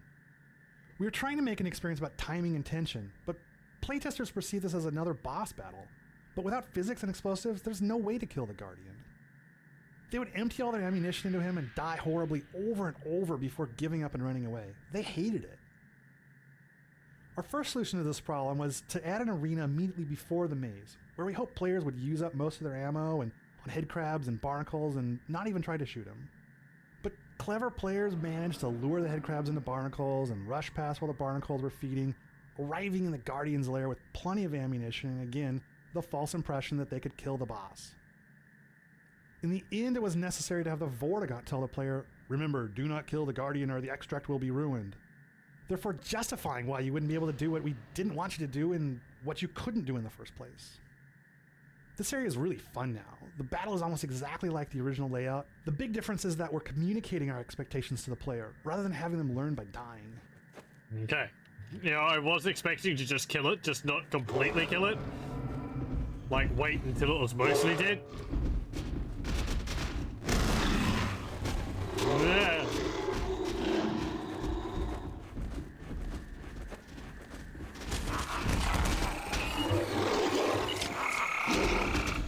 In Half-Life 2, the Antlion Guard was originally meant to be a sort of super-bug bloodhound that pursued the player through caverns and harassed him while he slipped into small spaces to hide. While we never realized that design in Half-Life 2, this scenario is, for the most part, exactly what his original design sought to accomplish.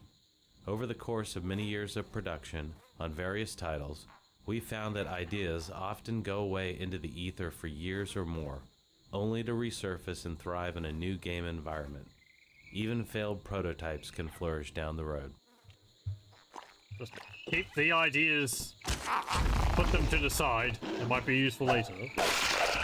Before we simplified the path through the Guardian's lair, we allowed a right turn at this junction, leading the player right back to where they began. One of our playtesters continued to repeatedly turn right here for half an hour. That was a compelling argument for removing the maze-like elements.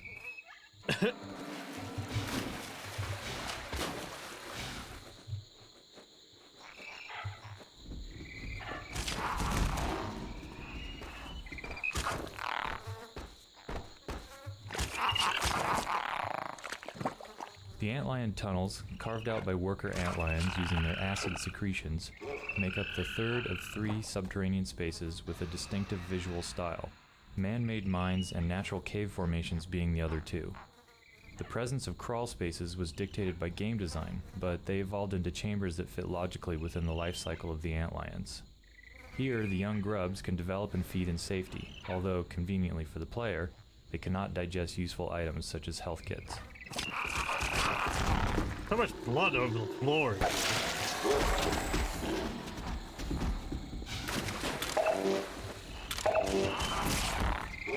I hope I'm getting all the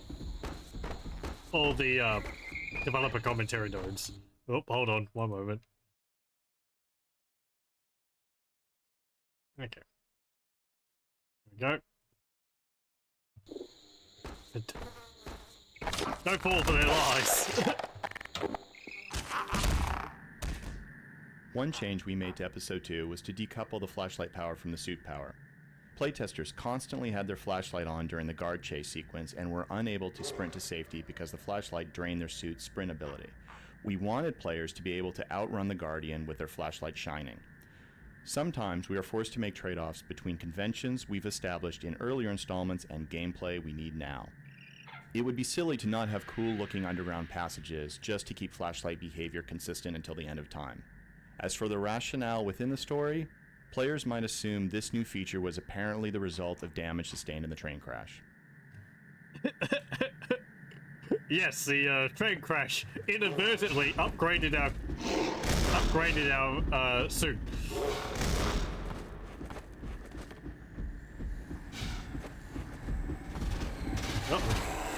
Ow!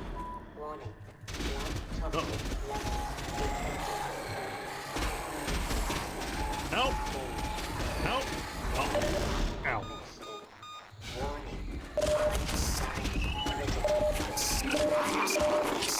In earlier versions of this map, the tunnels here were more maze-like, with branches, loopbacks, and dead ends.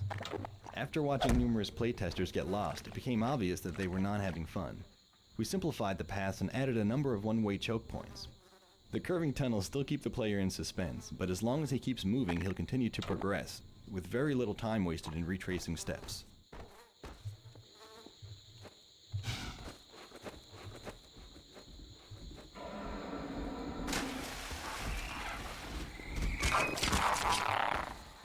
I mean, I'm glad you don't have to think too much about where you need to go.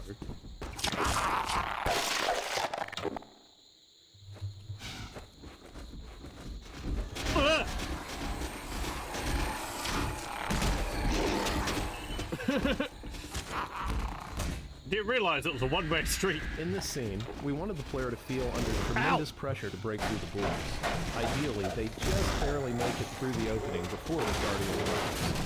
To get this effect consistently, we had to reduce the number of boards again and again until we saw playtesters consistently scrambling to safety at the last moment. In early versions of this map, the player was allowed to drop straight to the bottom of the shaft. Nobody ever saw the Guardian break through the boards. Therefore, we added a small floor area and required the player to turn around to break more boards, making it much likelier that players would see the Guardian's attack. Okay. Hello. What are you doing down here? One of our toughest jobs is tuning for difficulty. There are all kinds of ways that sloppy game design can make players miserable when they're supposed to be enjoying themselves. If the player is laughing as he dies, it's a good sign. It means the death is perceived as part of the entertainment experience, that the player died fairly and not as a result of poor design. But if the playtester is beating his head on the keyboard, we usually take this as a sign that there's still work to be done. Can't say I've ever done that myself, but I guess that would be a sign of a degree of irritation.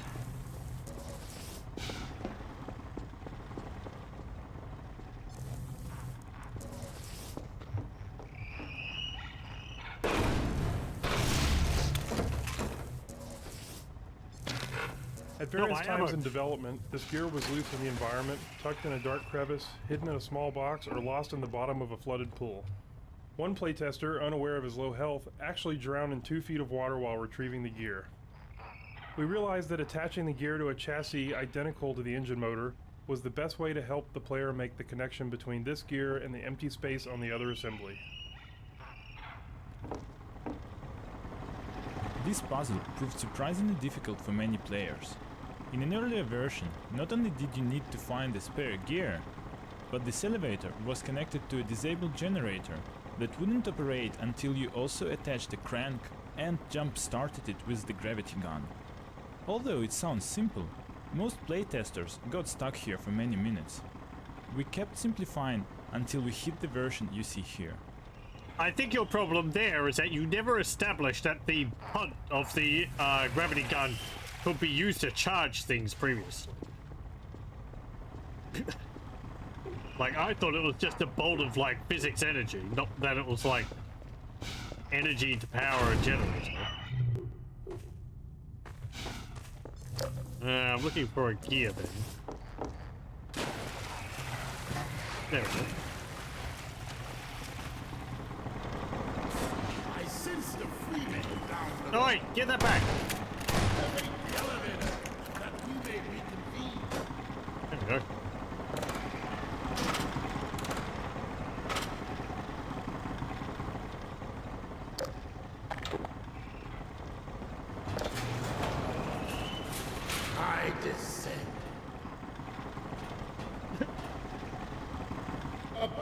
moment longer, Freeman, that we may proceed together.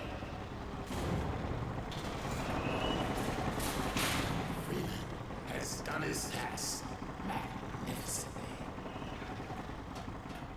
The scent of right perfection beckons. Follow Freeman while I travel to the source. You have done the hardest work, admitting entrance to this chamber. Truly, the life of Alyx Vance is in able hands.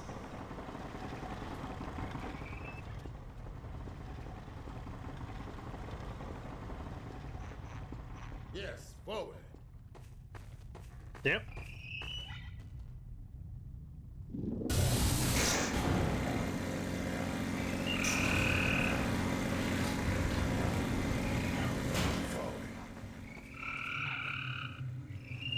We had wanted to implement a generalized particle system for quite some time, and after episode 1 we set out to create one. In previous Half-Life games, each effect had been hand-coded by a programmer working with an artist. It was effective, but not easily scalable. Our new system drew upon the aspects we found most useful from team members who had worked with both real-time systems in games and offline renderers for movies such as The Lord of the Rings. The results were an artist-friendly, modular, component-driven system. Each system can have renderers which display the particle in some form, initializers which set up certain properties of the particle, operators which carry out actions upon the particle each frame, constraints which provide movement limitations such as collision, forces which impart complex dynamics, and emitters which determine how each new particle is created. Together they are plugged into a system as needed to be as lightweight or as complex as required for the effect.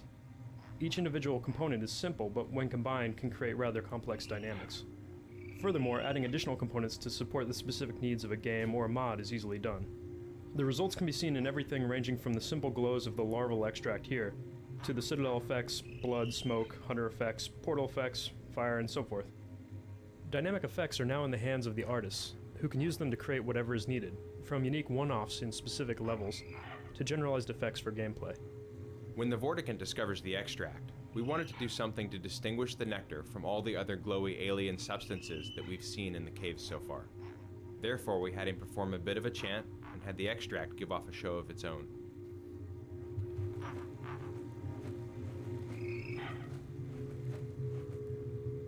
It's a special group. Such quantities of larvae, such a heady aroma. Tur langer jalajer gum gum.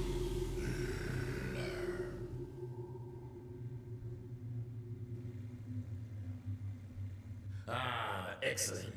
A bounty of larval extract. This should only take a moment.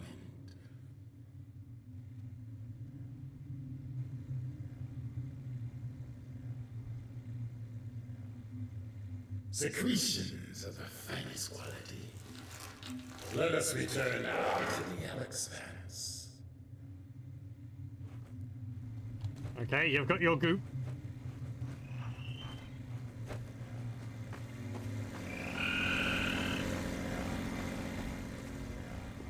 I wonder why the Guardian living is important. Yeah. Truly, Freeman, well done. You bear some traits we thought innate to Vortigine. Antlion husbandry was once our ancestral practice. The creatures exude many valuable compounds, but the extract is the most prized by far. It dissolves the false veils that divide the vortessence. All this you shall witness when...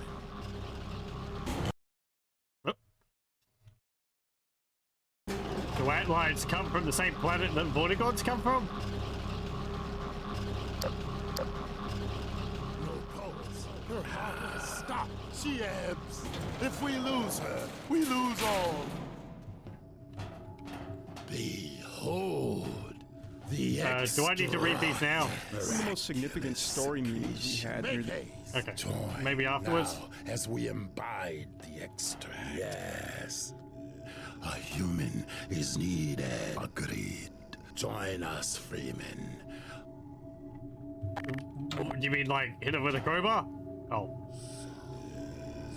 Maybe I could have waited. We weave the Freeman's life Yes, yes, there is a quickening. Almost for this bond between you.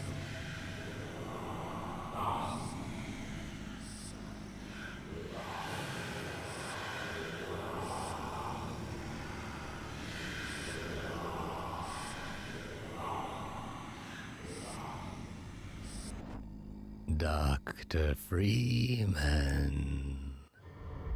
I realize this moment may not be the most convenient for a heart-to-heart, but I had to wait until your friends were otherwise occupied.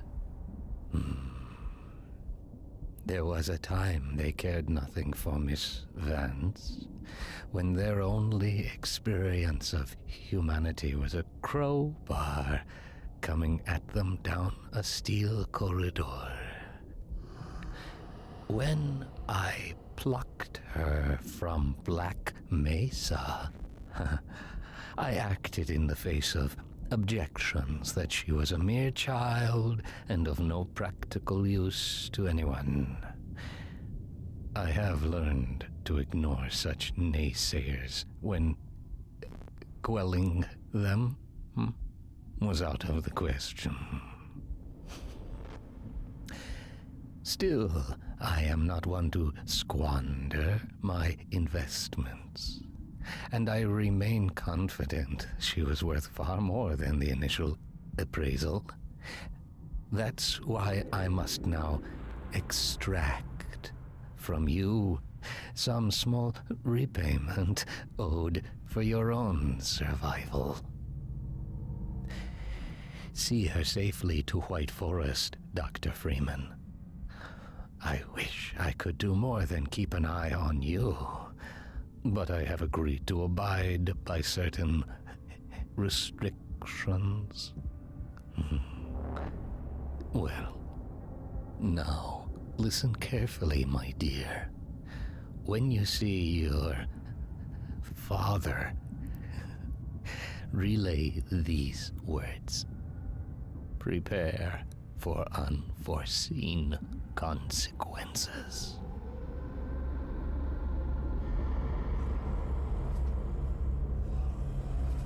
She stirs. Her vocal form has regained integrity. We have a very immeasurable loss. Oh, God. Lie still. Oh my God. I thought for sure I was dead. The Combine Hunters caused traumatic injury. A hunter.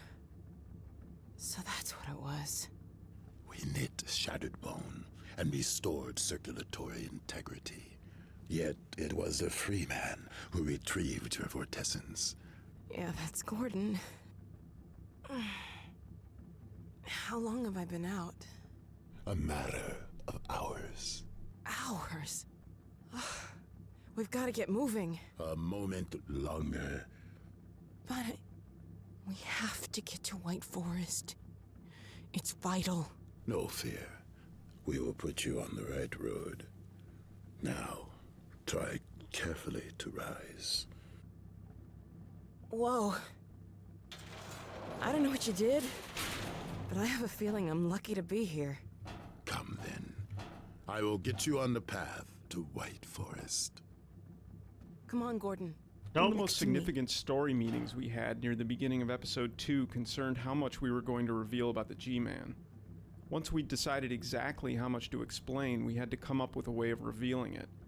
Alyx's healing sequence offered the perfect way to pull Gordon out of mundane surroundings and put him in a realm where the G-Man can speak to him directly, but dialogue is only one of our tools for narrative. By blending images from the past, the present, and the immediate future, we continue to stitch together the Half-Life story over time. We make clear that the events at Black Mesa continue to resonate. Come on, Gordon, and we draw get the in. strongest connections We're yet not between leaving without Gordon, you. the G-Man, and Alyx and Eli Vance. Hurry, Gordon. We We've sometimes got to use get to White sounds to set a Forest. mood rather than to literally underscore the on-screen action. The G-Man sequence you just saw, for example, relies heavily on the use of abstract and ambient sounds.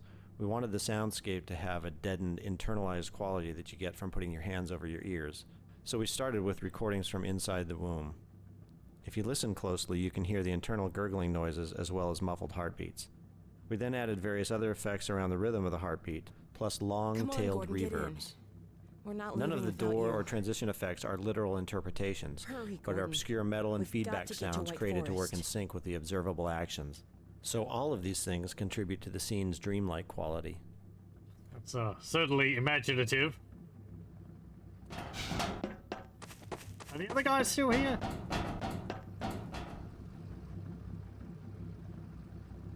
Don't see them anywhere.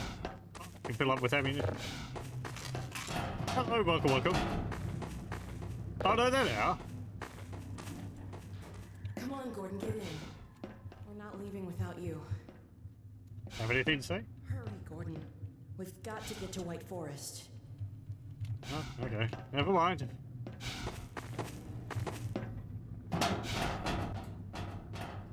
We will continue our hunt for advisors. Farewell. Go safely. Travel well. Good luck out there. Okay, Freeman.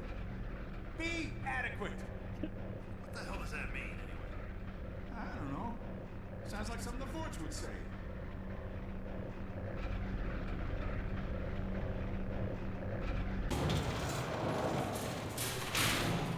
I think I can walk on my own now. Let me give it a shot.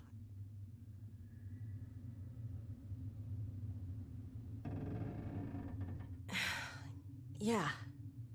Stiff, but I think I'm okay.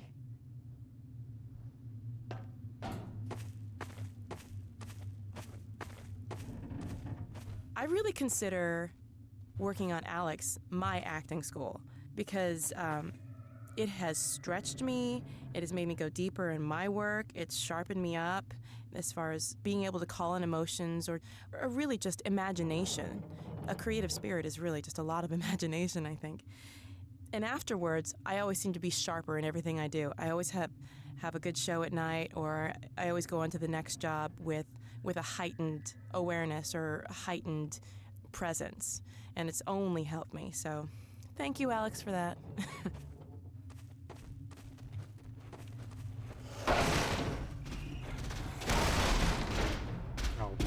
Whoa!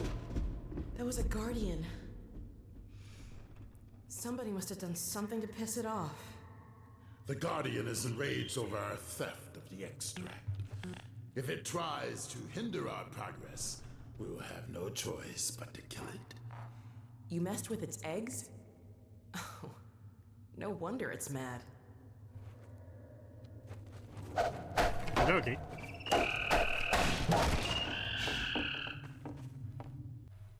Oh.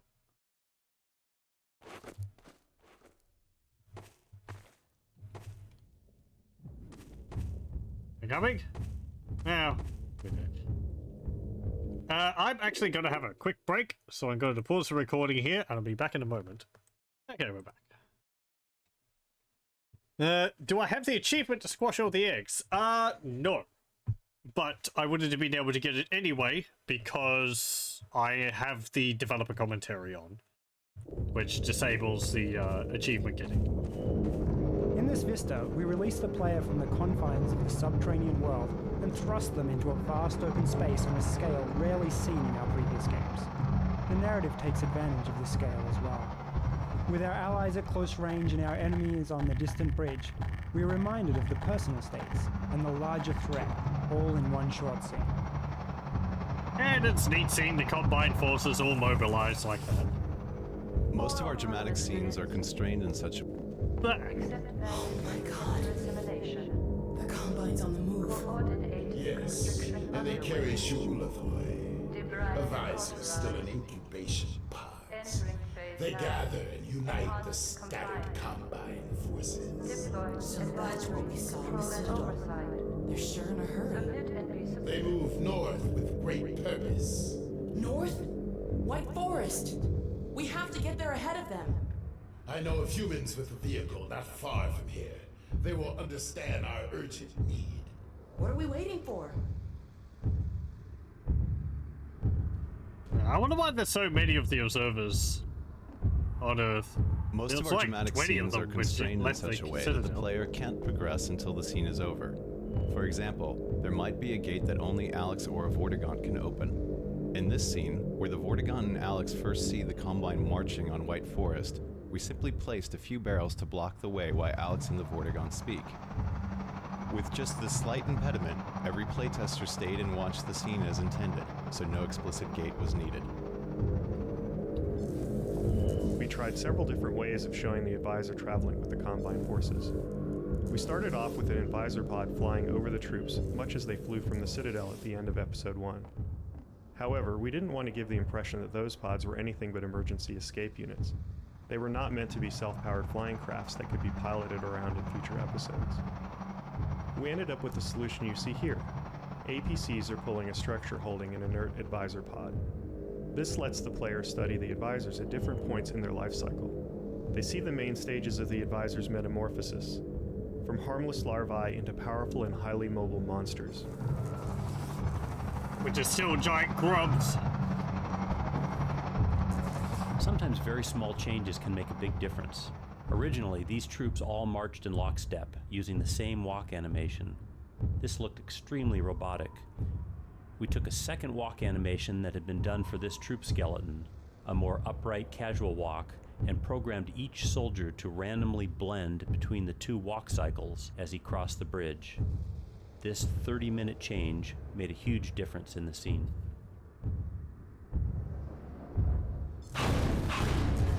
Okay. Huh, interesting, that was fading in. Wouldn't have thought it would have needed to.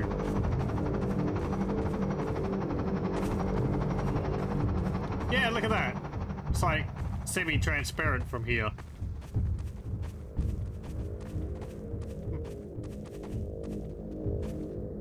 Draw distance isn't correct on the nests. Alyx's model underwent some upgrades for Episode 2. We added 2 new holes to her jacket, courtesy of a hunter, and dirtied her texture up a bit to show wear and tear. We also increased her polygon count, and to help with her jacket, we added shoulder blades to her back so that it flexes better when she lifts her arms. Additionally, we reconnected her belt so that instead of being rigidly attached, it now flexes and slides around more. A lot of this stuff you won't even notice. It'll just look right. Yeah, that's Alyx. She's wearing a jacket. You wouldn't even think about it. It's easy to have the computer draw something stiff and awkward, but doing that pulls you out of the game. You stop believing in the characters. They just become icons. Our goal is to make our characters simply look natural, but to do that requires lots and lots of work and tons of new technology. The irony is, if we've done our job, you won't even notice. It'll just look right. Oh. Alyx's model underwent It would be some good to show upgrades for Episode wireframes 2. of the model and We maybe added 2 before new and holes- after images. They're leaving the dialogue cues in the captions. Beside timing. Look, they would just be extremely thorough. They were told, insert into the captions what's written on this piece of paper, and they wrote all of it. Initially, we built this area around the sand traps mechanic from Half-Life 2, warning the player that stepping on sand would trigger swarms of antlions. Soon after the warning, however, the safe islands of rock ran out, and the player was forced to run across the sand as quickly as possible. Players were confused by this and upset because Alyx and the Vortigaunt would simply say they had no choice and head straight across the sand. To solve this, we decided to stage the combat with safe zones around Thumpers instead. This vista is one of the largest open outdoor areas we've tackled in our games. When rendering such an area in real time, it's necessary to use various level of detail techniques made available to us by the source engine. For example, the distant foliage and Combine enemies are rendered with far fewer polygons than they would be if they were meant to be viewed up close. Additionally, the organic shapes used to model the rocky outcroppings and valley floor below use complex shading operations to combine a relatively modest amount of texture data. This trade-off, which requires a manageable amount of texture data, allows us to use more polygons, enabling us to represent more organic shapes which are in contrast to the orthogonal forms common to our traditional urban environments.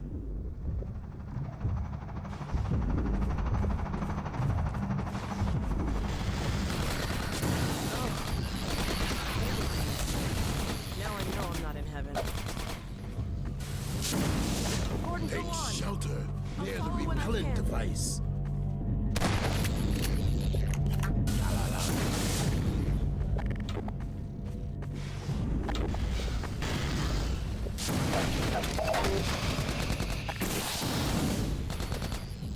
The humans have their enclave on the rim of this. I cannot see this single person.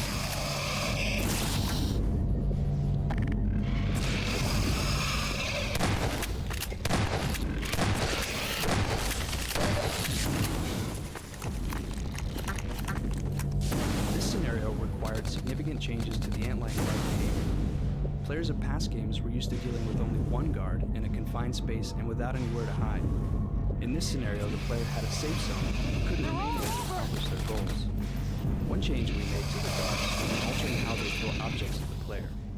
Originally, they shoved objects directly toward the player at high speed. These objects were really hard to dodge, and if you weren't paying complete attention, you could easily be blindsided and killed. The guards now hurl objects in an arcing trajectory, which not only gives the player greater opportunity to dodge, but looks awesome. The player gets to see the guard launch a car from 100 feet away, then step aside just as it crashes to the ground where they were standing. Great. I was half expecting we'd have to run ahead to turn on the thumpers or something. Some testers had trouble realizing when they were doing damage to the antlion guards, so we've added a bleeding effect that grows more serious as the guards' hit points decline. This kind of visual feedback makes more intuitive sense to the players. It suits the biological nature of the creature and frees us from having to rely upon spoken explanations of gameplay. We wanted to create a tension between Gordon and the antlion guardians that would develop over several levels and only resolve out here in the open. In order to differentiate this guardian from the others the player had encountered throughout Half-Life 2 and Episode 1, we changed his texture to a glowing green. This gave the player the satisfaction of revenging himself on the creature that had chased him through the underground lair.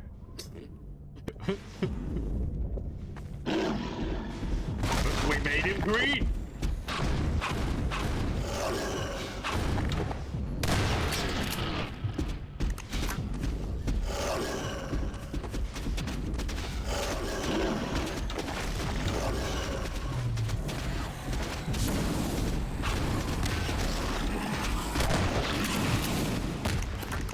Spitters look yummy, like a gummy worm or something.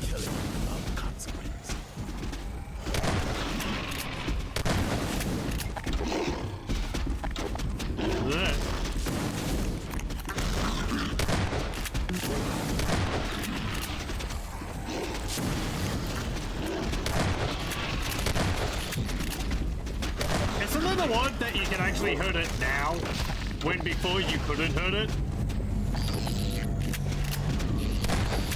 If we are to survive, the Guardian must now die. Yes. I mean, they're punching things at me.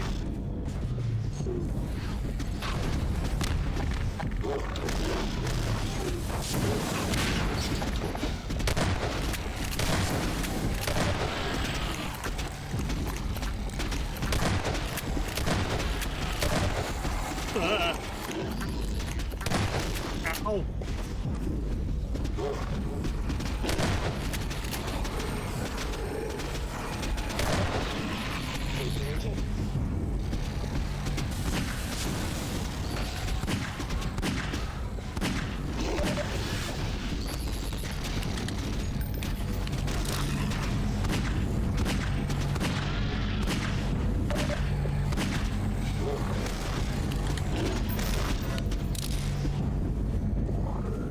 Kill the Guardian now. I'm trying, man. Ow! Major fracture detected.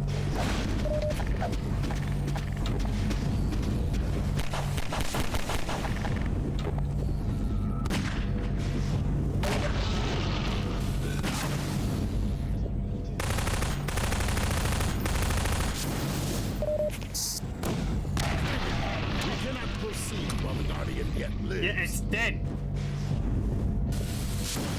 That one's busy chucking, like, other things at me. Oh.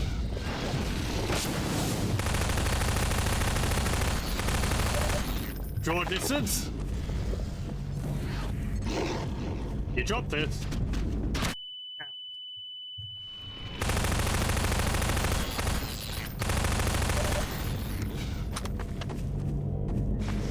I'm fine. Just a little woozy. Nice work, Gordon. Sorry I couldn't be more help. Still a little.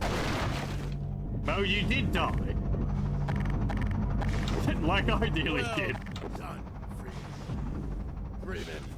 You dispatched those guards with great dispatch. Come now.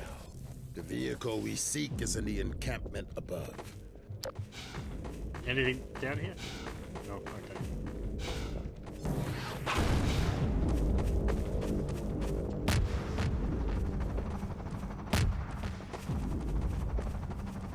This lift will carry us to where the vehicle is. Better have health kits up there.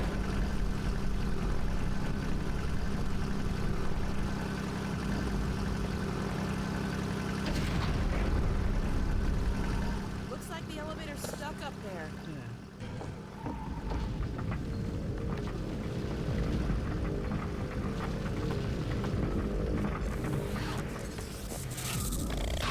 No. Ow! Minor fracture detected.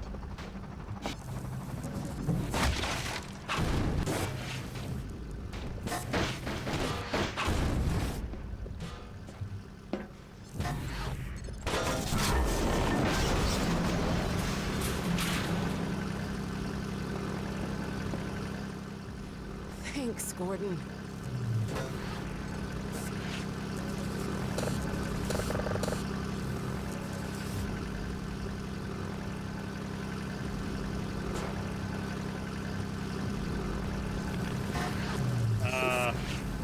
You want to go?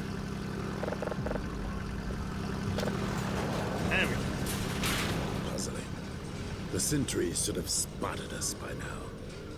You think the Combine found them? Such a theory is hardly far-fetched. Can't you, like, connect to the Vortigaunt news network and, like, get an update on the situation?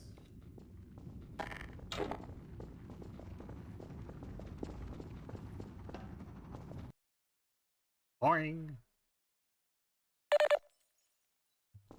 I heard those bottles break.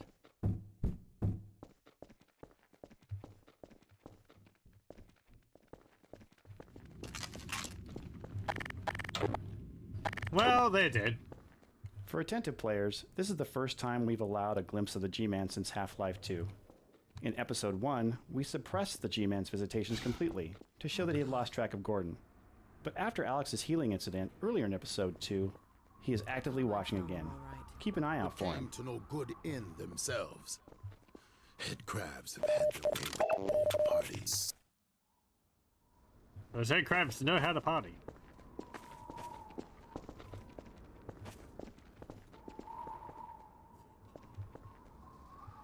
Hey, look!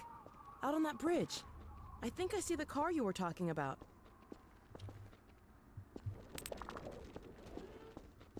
In Episode 1, Alyx climbs up into a hidden room and uses a Combine sniper rifle to assist the player.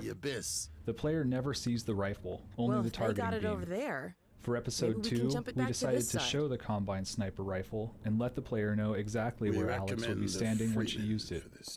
However, making it visible and accessible to the player required us to come up with a way to make the rifle usable only with the Vortigaunt's help. Though it's somewhat of a contrived and arbitrary device for keeping the player from using the gun, we felt it was a worthwhile trade-off, given that playtesters tended to enjoy the co-op sequence of Alyx assisting them from above. Ah, there's the Combine sniper rifle. To be powerless. Go, Freeman. I will look after the Alyx Vance. Well, well, Gordon, I guess it's all up to you. That is some heavy echo. Here, I'll get this field down.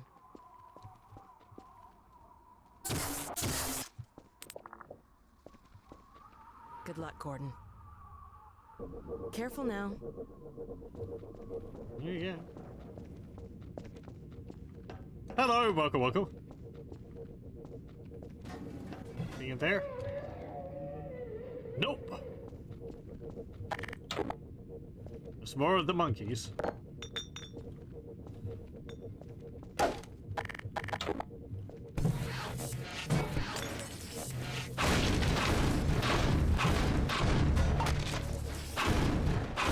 Nah, don't punt that down there. It'll just make things more difficult.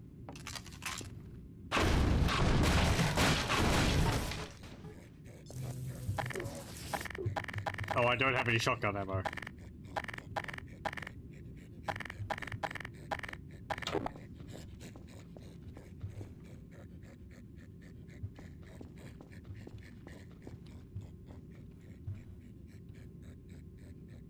The ambient sound of the poison zombie breathing was placed here to make the descent into the building scary. That's a fast zombie, isn't it?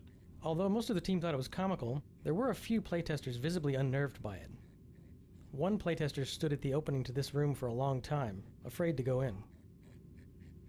I'm pretty sure that's a fast zombie, not a poison zombie.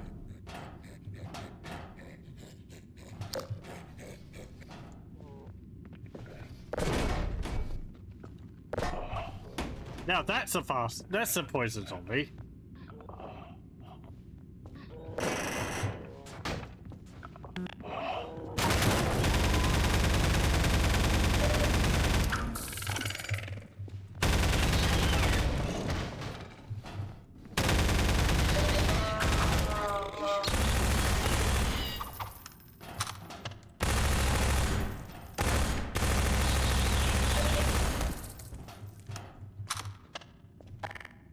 It was like a mixture of sound effects.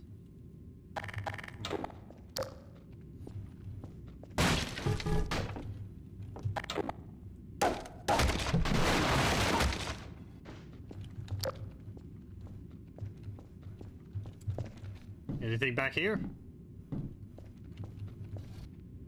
Nope.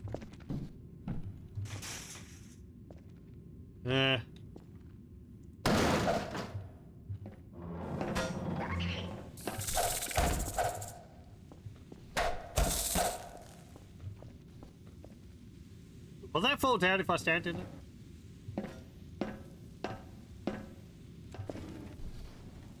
No?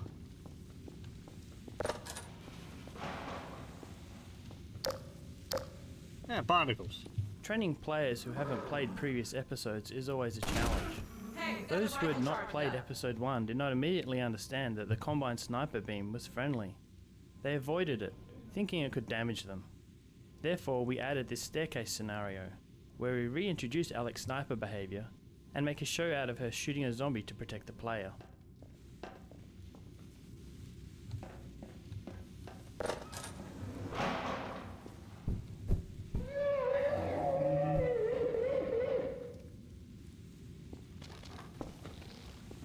Hi! My crates!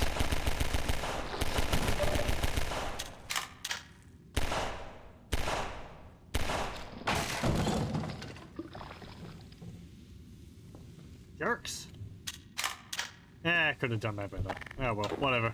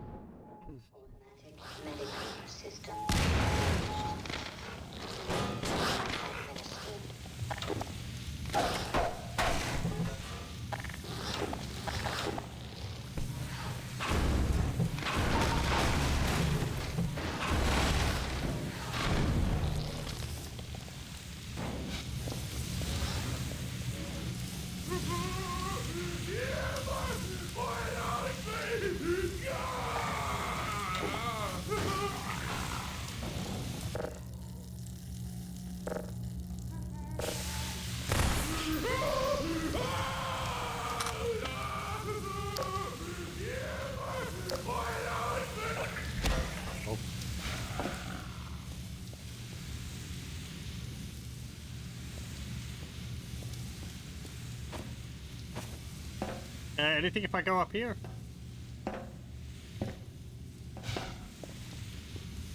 Hey!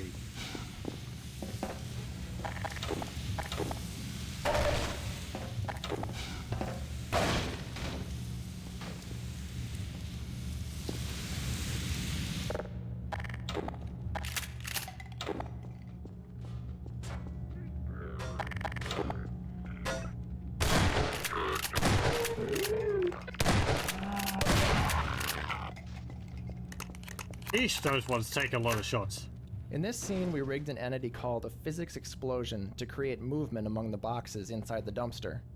One playtester we had threw a grenade into the dumpster, and the physics explosion entity caused the grenade to fly back out. The player was surprised, thinking the zombie had tossed back his grenade. Although this happened by accident the first time, we went ahead and set up the entities to make sure it would happen for every player who lobs a grenade into the dumpster.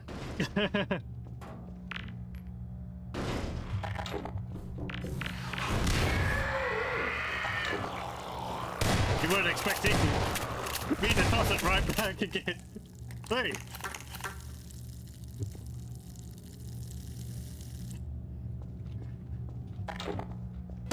Game of hot potato.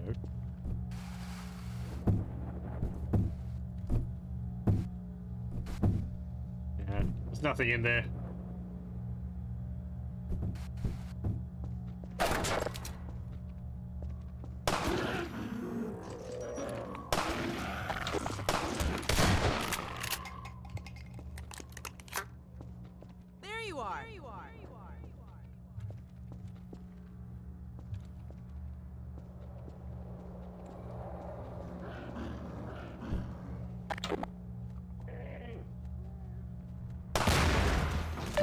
Ow!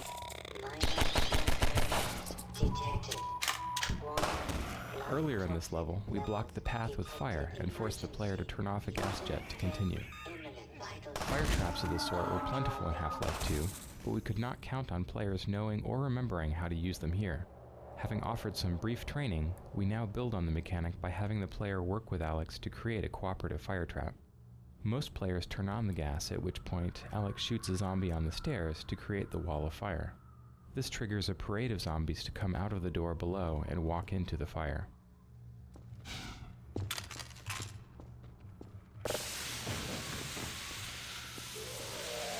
A parade?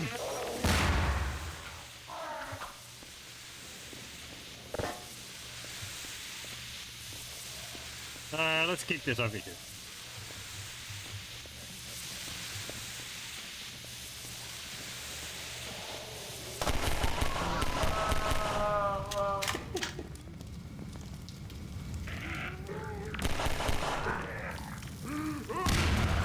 Well, you know.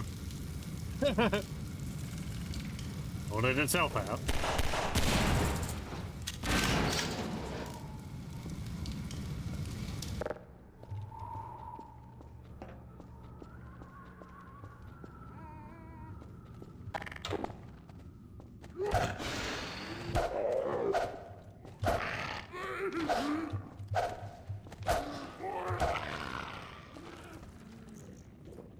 Heading up to bed. Well, thanks for joining, Kibbits. I hope you have a good rest.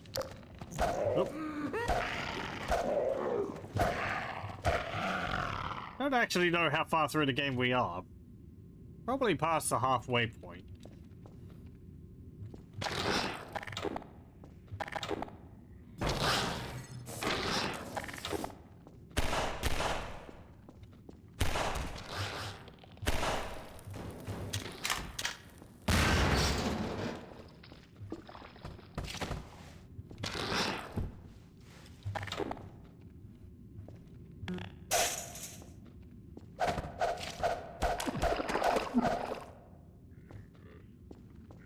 I was looking at the models for various enemies in Half-Life 2 and Alyx, and I have to say I do like how the barnacles and the head crabs look in Half-Life 2 more than in Alyx. I like the different colors they've got on them, like the more sort of darker pinkish here and this yellowish color for the inside part. In Alyx, they're more just, they're kind of all this color. Same thing with the head crabs. The head crabs have like a little bit of blood on them and they've got a yellowish coloration to them, whereas in Alyx, they more look like a raw chicken.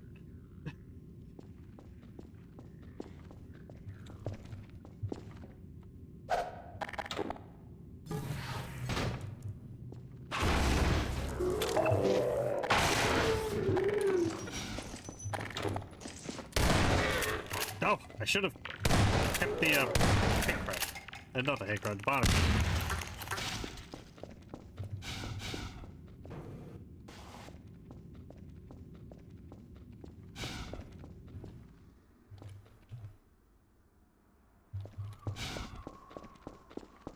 I wonder who's using the saw blades to kill the zombies without a gravity gun.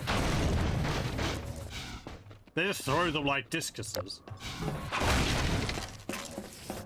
I guess those resistant fighters have quite an arm on them, considering they can bury it into steel a few inches. Saw blades were a prominent weapon in Half-Life 2, and we wanted the player to recognize them as part of their arsenal in the upcoming warehouse battle. After watching several playtesters ignore them completely, we decided to add the zombie pin to the wall. Most players pull out the saw blade and instantly realize its potential for destruction. After that, they tend to find and use saw blades without further prompting. I mean, it worked in Ravenhall.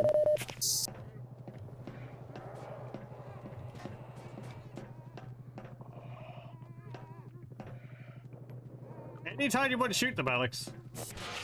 The battle in the warehouse was created fairly late in the development of this map, when we realized that the level had a steady stream of combat, but no real climax. We wanted to take advantage of Alyx's sniping abilities, building on the scene in Episode 1 where the player can punt boards off windows to give her a better view of attacking zombies. Here, we have the player removing tin roof panels to give Alyx a line of sight into the room below. What we learned from game design, all people are dumb most of the time. Now, what might seem obvious for someone might be the one. Oi, careful! Ah! Fire shot right through my legs.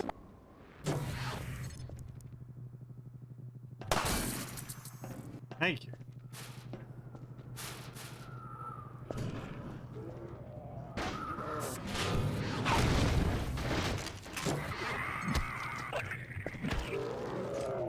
Bring them out where I can get a clear shot.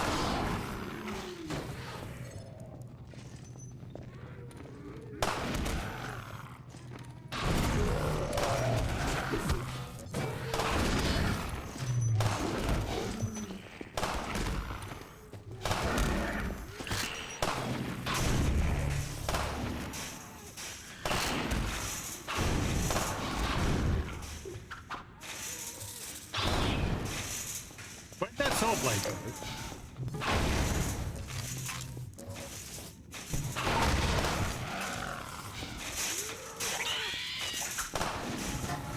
Oh, there's one. If that's not the same one.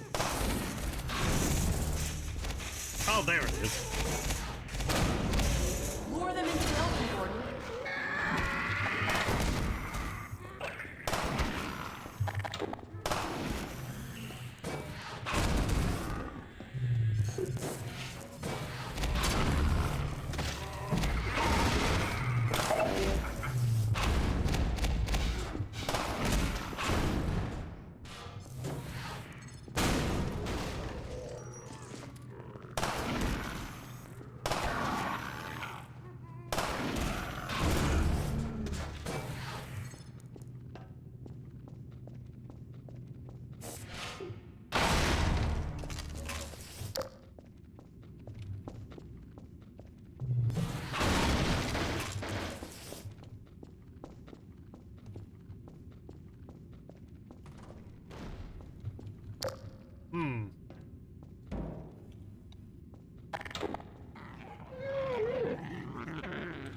Oh, look at you. You're crawling along the ground.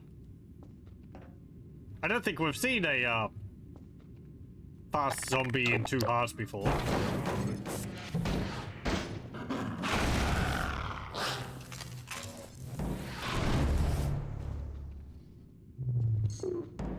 Ow!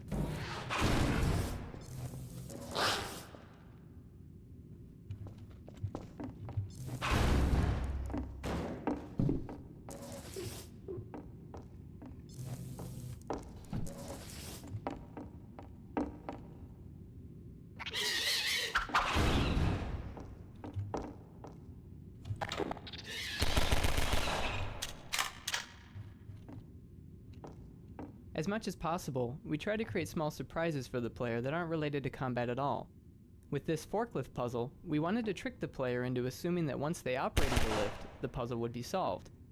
However, the player soon realizes that the obvious solution is actually a bit of misdirection.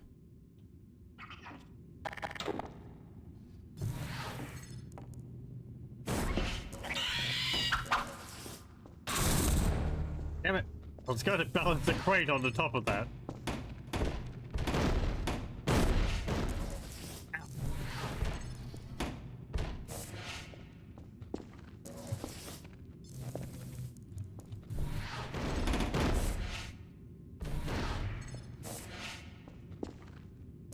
I know what you're supposed to do, but I want to see if I can do this another way.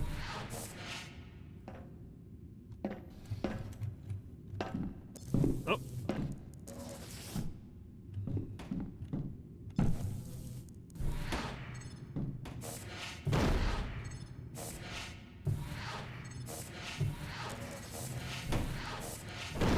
No, you don't.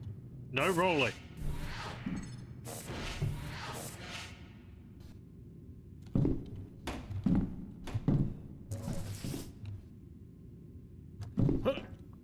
Haha!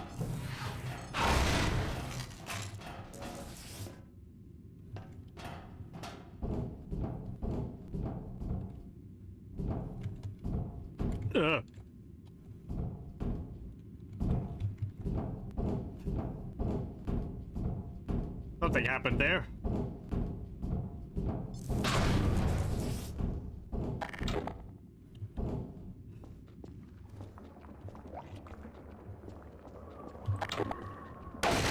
Ah, toxic goo. Is it animated in this?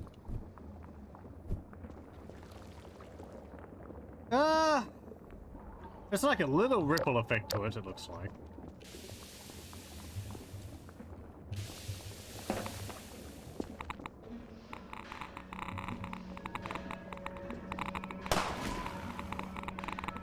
Eh, not really.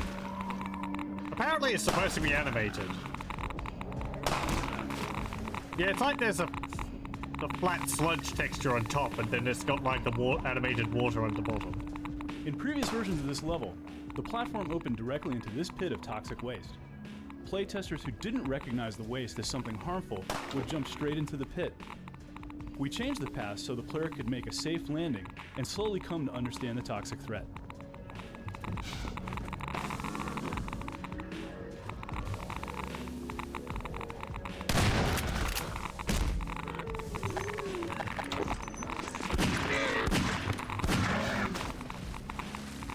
Alyx! I got your back, Gordon. Oh, really?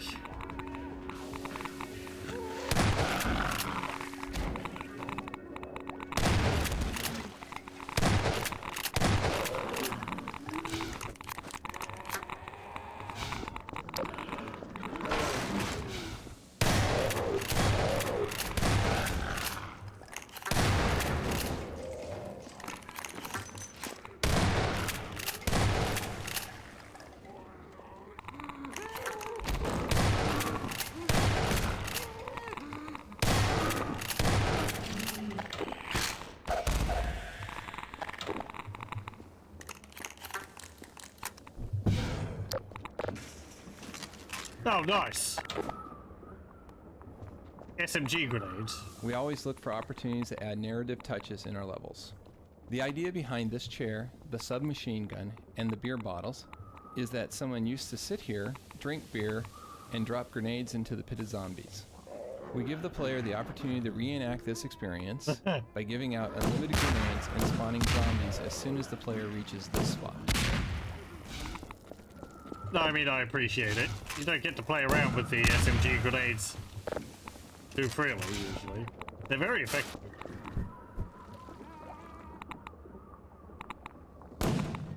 So it's funny that they get fired out of the SMG and they're sort of rotating like a thrown grenade. Where you'd think if they were fired from this, they would be like, pew, like a rocket or something.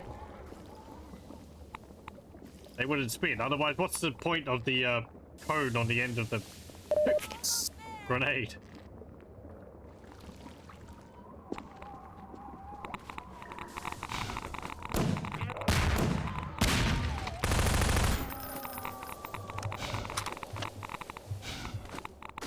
Ow. Hazardous radiation levels detected. I don't... Oh, there's a crate up there. Yeah, what?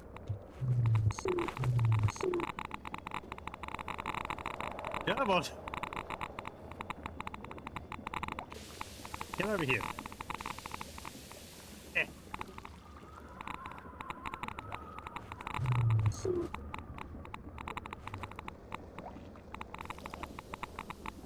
Whatever. It's not that valuable. I'll plug it.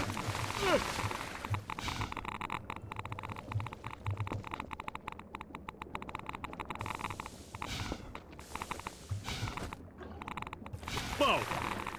Man, you slide a lot.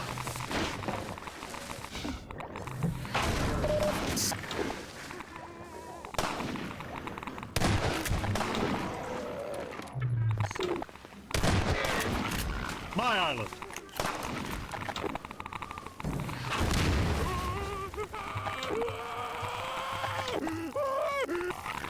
I do kind of wish it was a little faster to swap to your gravity gun. Ow. Radiation levels detected. But I guess if it was too fast, you know, it wouldn't be too... You know, where would the challenge and choice be?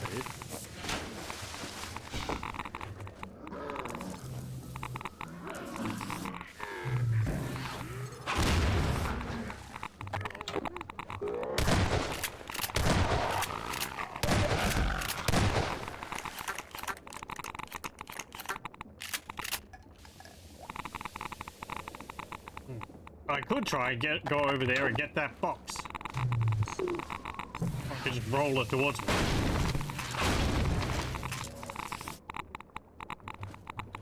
I don't remember if there's anything hidden around here.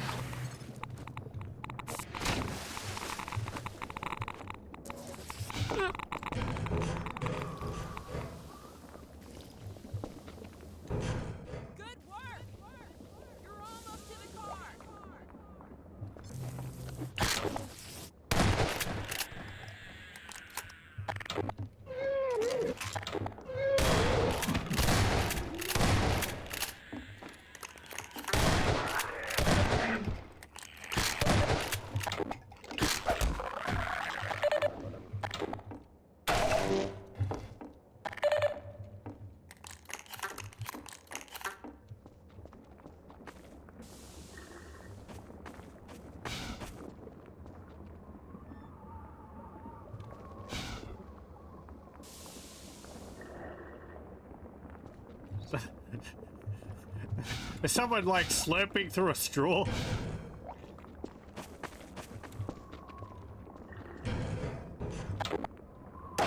It's just that last bit in the cup. You can't get it, no matter how much you try. There's always a little bit more.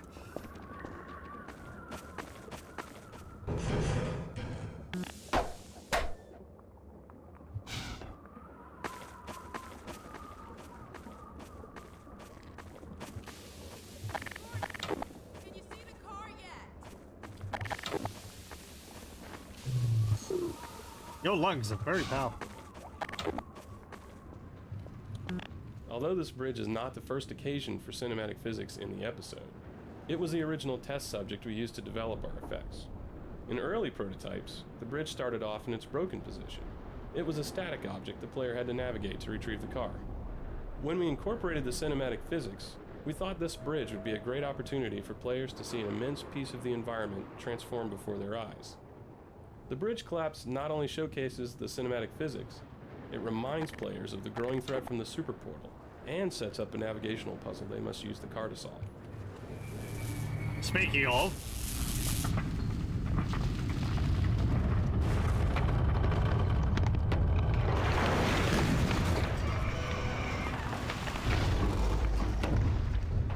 mean, if this is what one portal storm can cause, I have to think that all the portal storms across the entire planet before the Combine invaded must have really basically flattened any major city.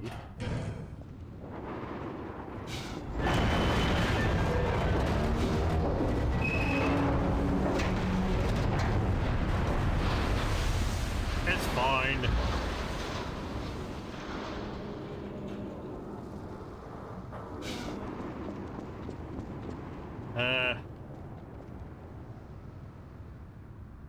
So do I have to drive the car over there, or?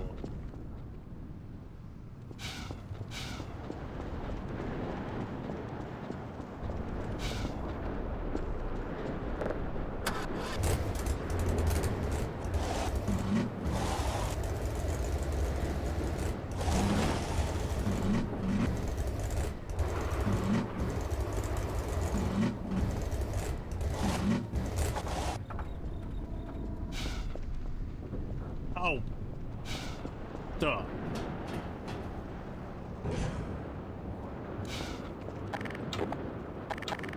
I think. Or I need to, like, punt cars off this end.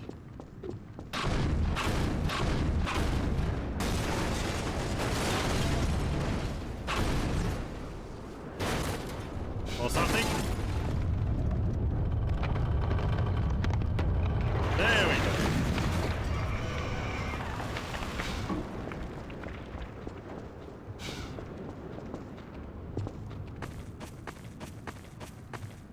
Just a giant seesaw.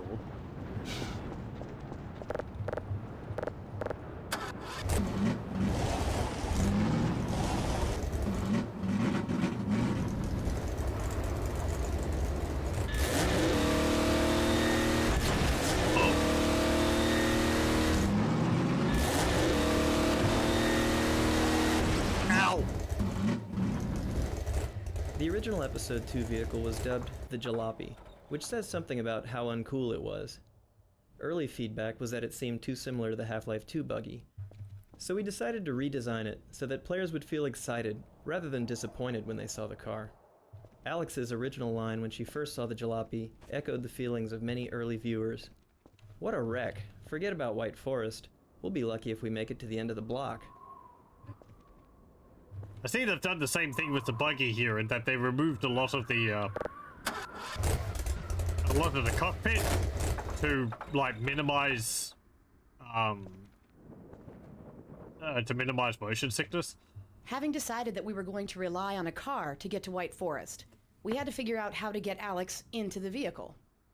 Games often accomplish this by moving their characters close to the vehicle and then teleporting them inside in a very visible and jarring manner.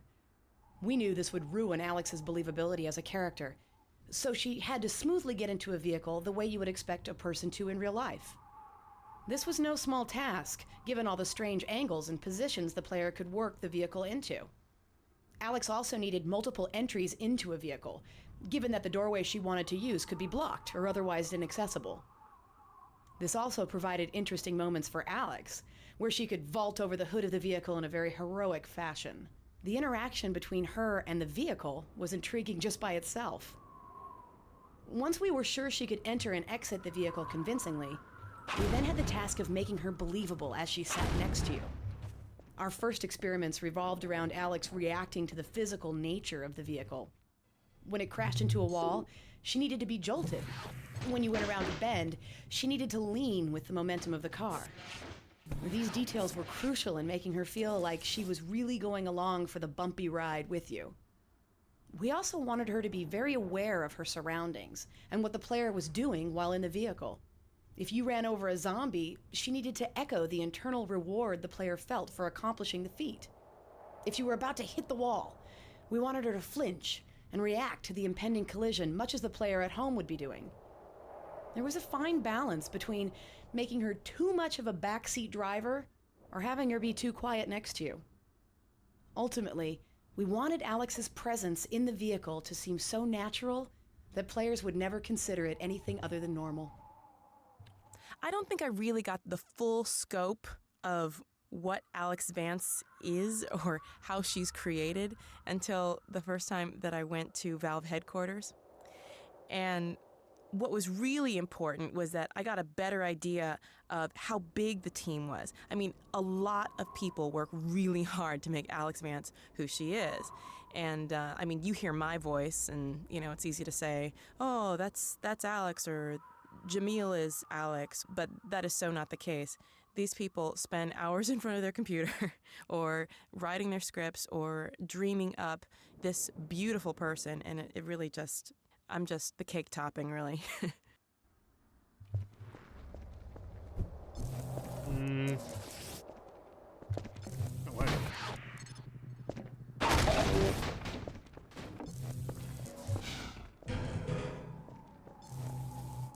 Oh, right. Hello? What do? This is just looking at the Switch.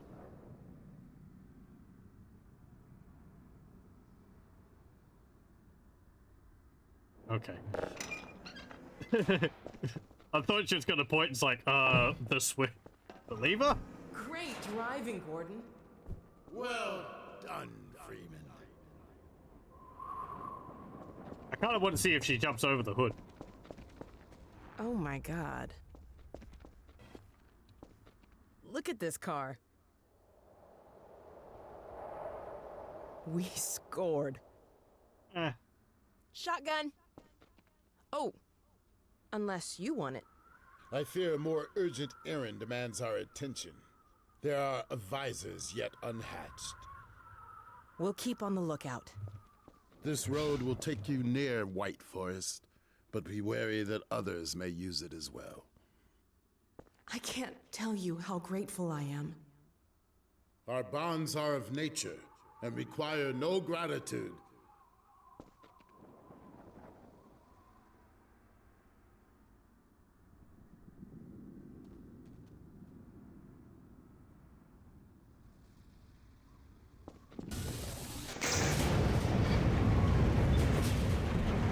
There we go. Stay safe. Likewise, and farewell. Maybe not bolting over, but it's more interesting than just going in the sun. Why?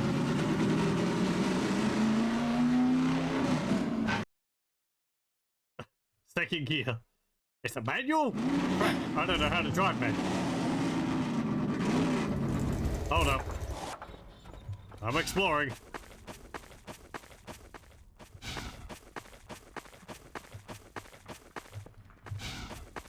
Okay, there's nothing here.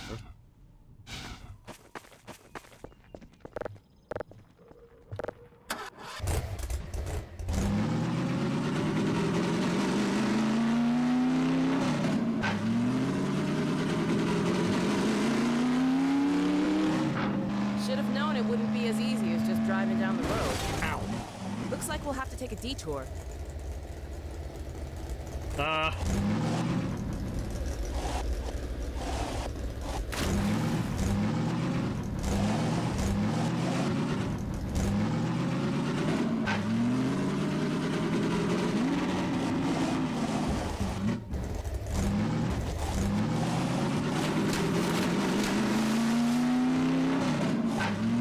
This thing's loud. A radio tower. If it's working, we need to send a warning to White Forest. They've got no idea the Combine's heading their way.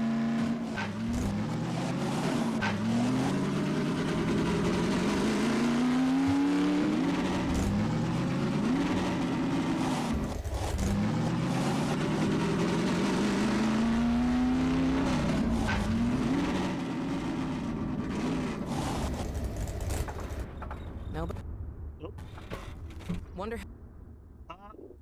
just give me one how moment. long it's been.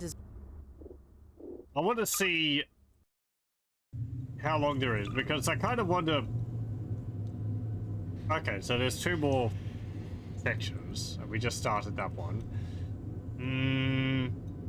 That means we probably shouldn't be able to finish it in 15 minutes.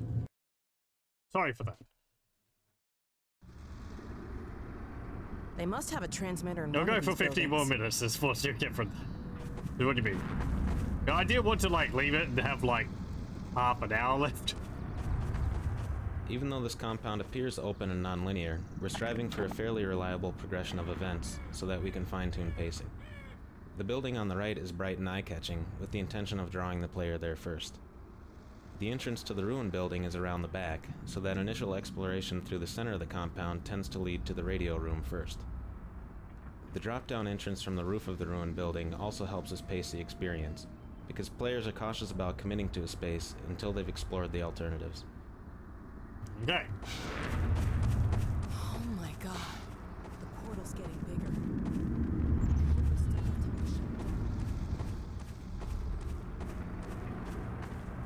We have to cram a thing into it. A giant plug.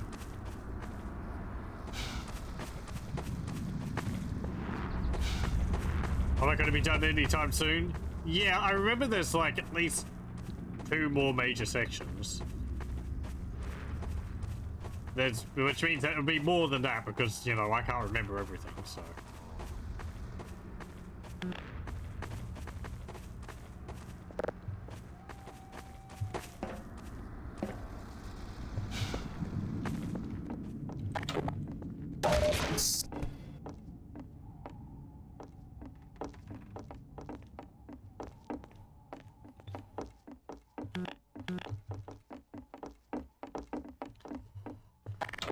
Okay, let's go into the building of doom.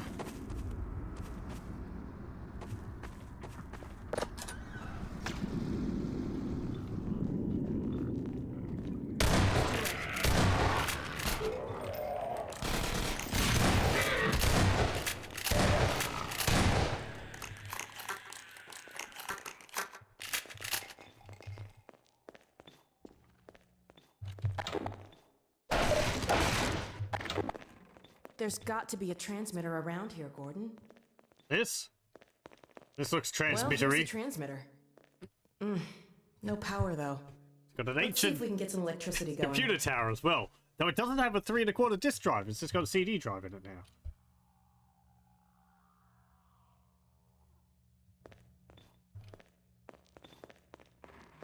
Or like more spectrometers and something. I don't know what that is.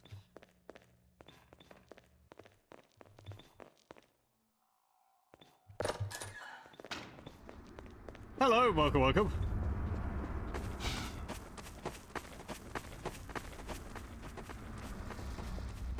Is there anything in here now?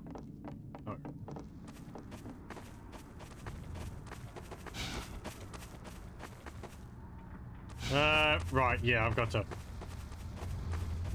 turn the power on, or something. Think you're still yet to play episode 2? I haven't played it since it came out. I believe. Basically, so... I really don't remember much of it at all.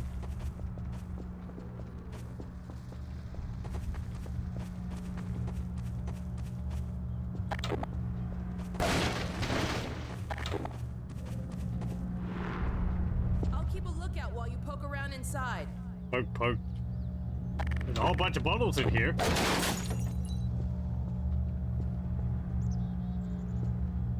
And don't go getting stabbed by hunters again.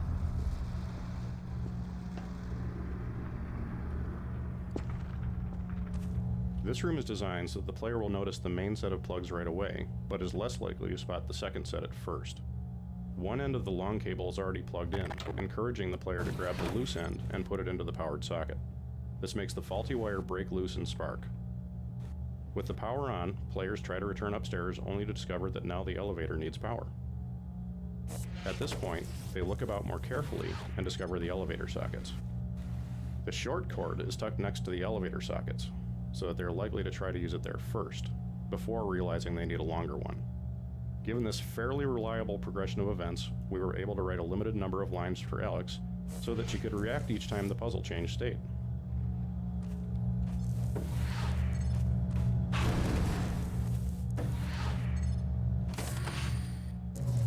You know, at the beginning of all this, I said something like, I don't remember there being much plug usage in Half-Life 2. Why have I been shown to be wrong?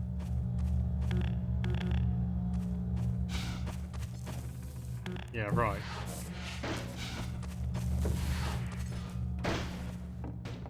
Plug.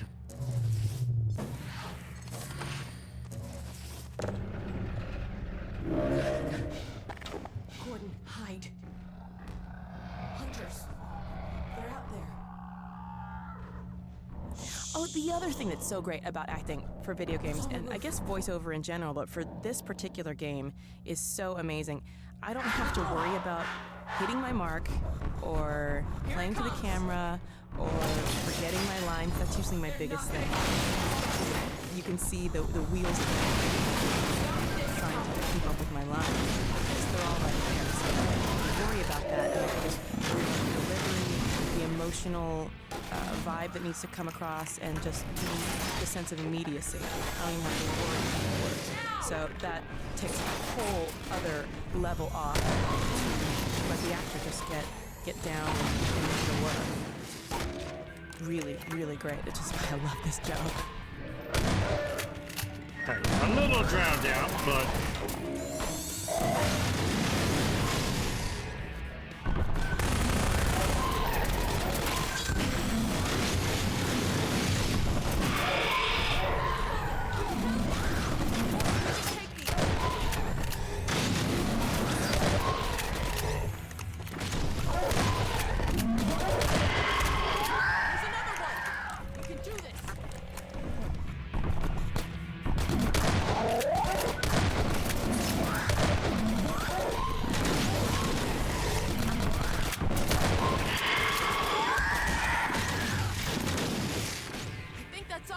I like the shiny pearlescence on that.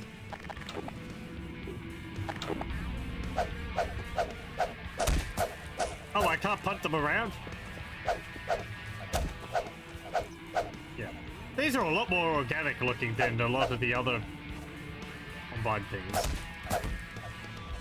This area was designed to train the player in the art of hunter combat, and during the development process it changed continually to suit the hunter's behavior. The first hunter prototypes could be killed only by the blunt impact of physics objects.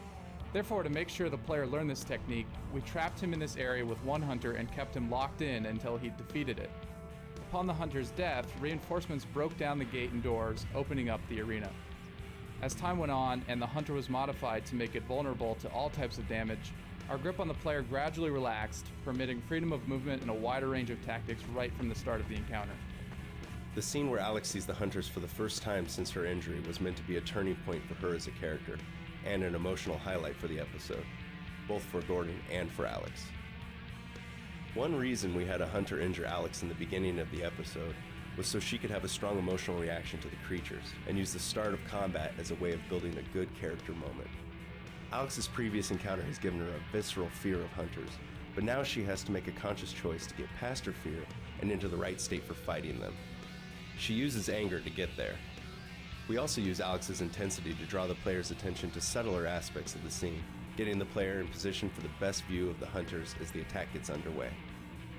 In earlier versions of the Hunter intro, the hunters burst physically into the room by shouldering their way through the door. As the hunter's flechette attack came online, we decided this was no longer appropriate. Now that the hunter had an effective ranged attack, having him burst into the room with you actually put him into his least viable tactical position during your very first encounter, making him seem ineffective and a bit dumb. The current design is intended to showcase his abilities while giving the player the time and space to understand the situation before pushing out into close combat. Okay. I mean, we saw them stab Alyx in melee, so they're not like completely harmless, but I guess they do just have little like stabby stabs on the front of their face. Nice. Oh crap, more?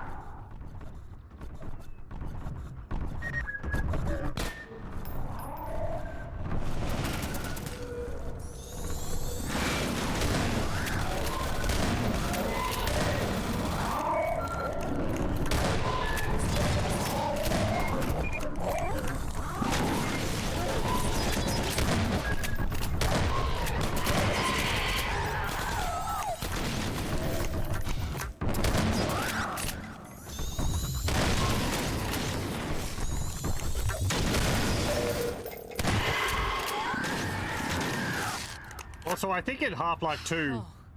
Wow. Because I barely remembered these enemies. We should get our warning out I and remembered keep these moving. enemies, but I didn't remember That the was name. probably a scouting party. I kept calling them stalkers, and not hunters. Yeah, small difference.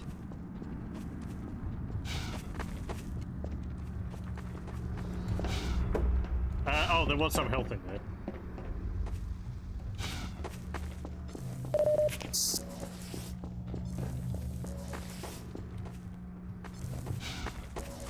Oh, you actually climbed up there with me.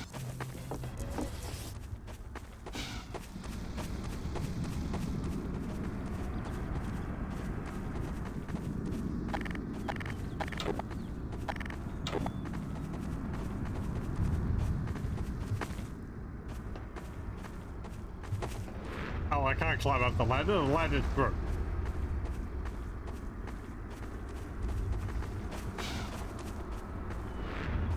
Yeah, another neat vista. Can I see it without the fence in it? A little bit. There's actually some fires down there in the countryside. I wish I had my crossbow so I could zoom in.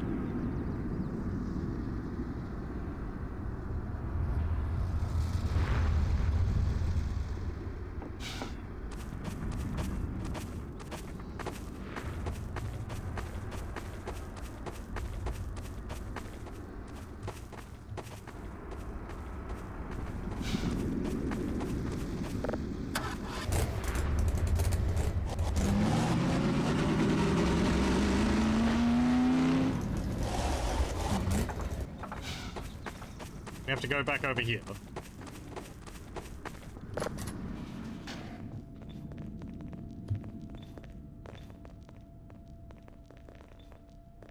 Here it is. Okay.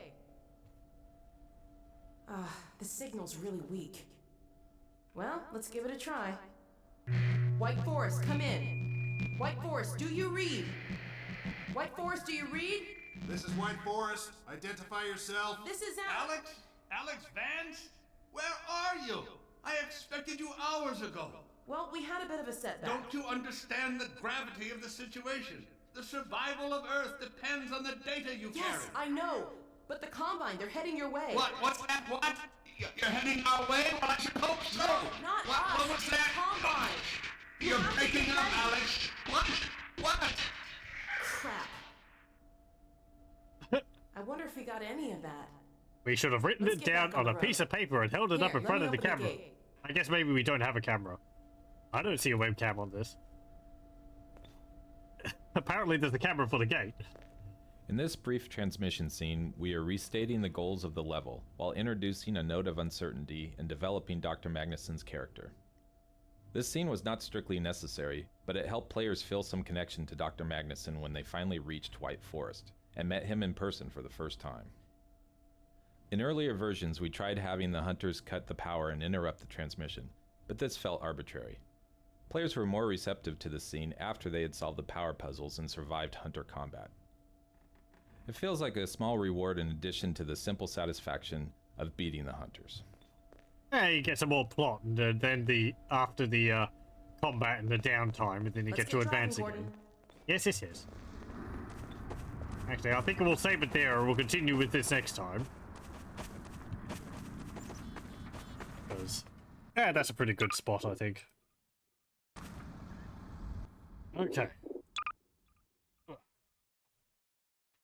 Man, I've forgotten a lot of episode 2.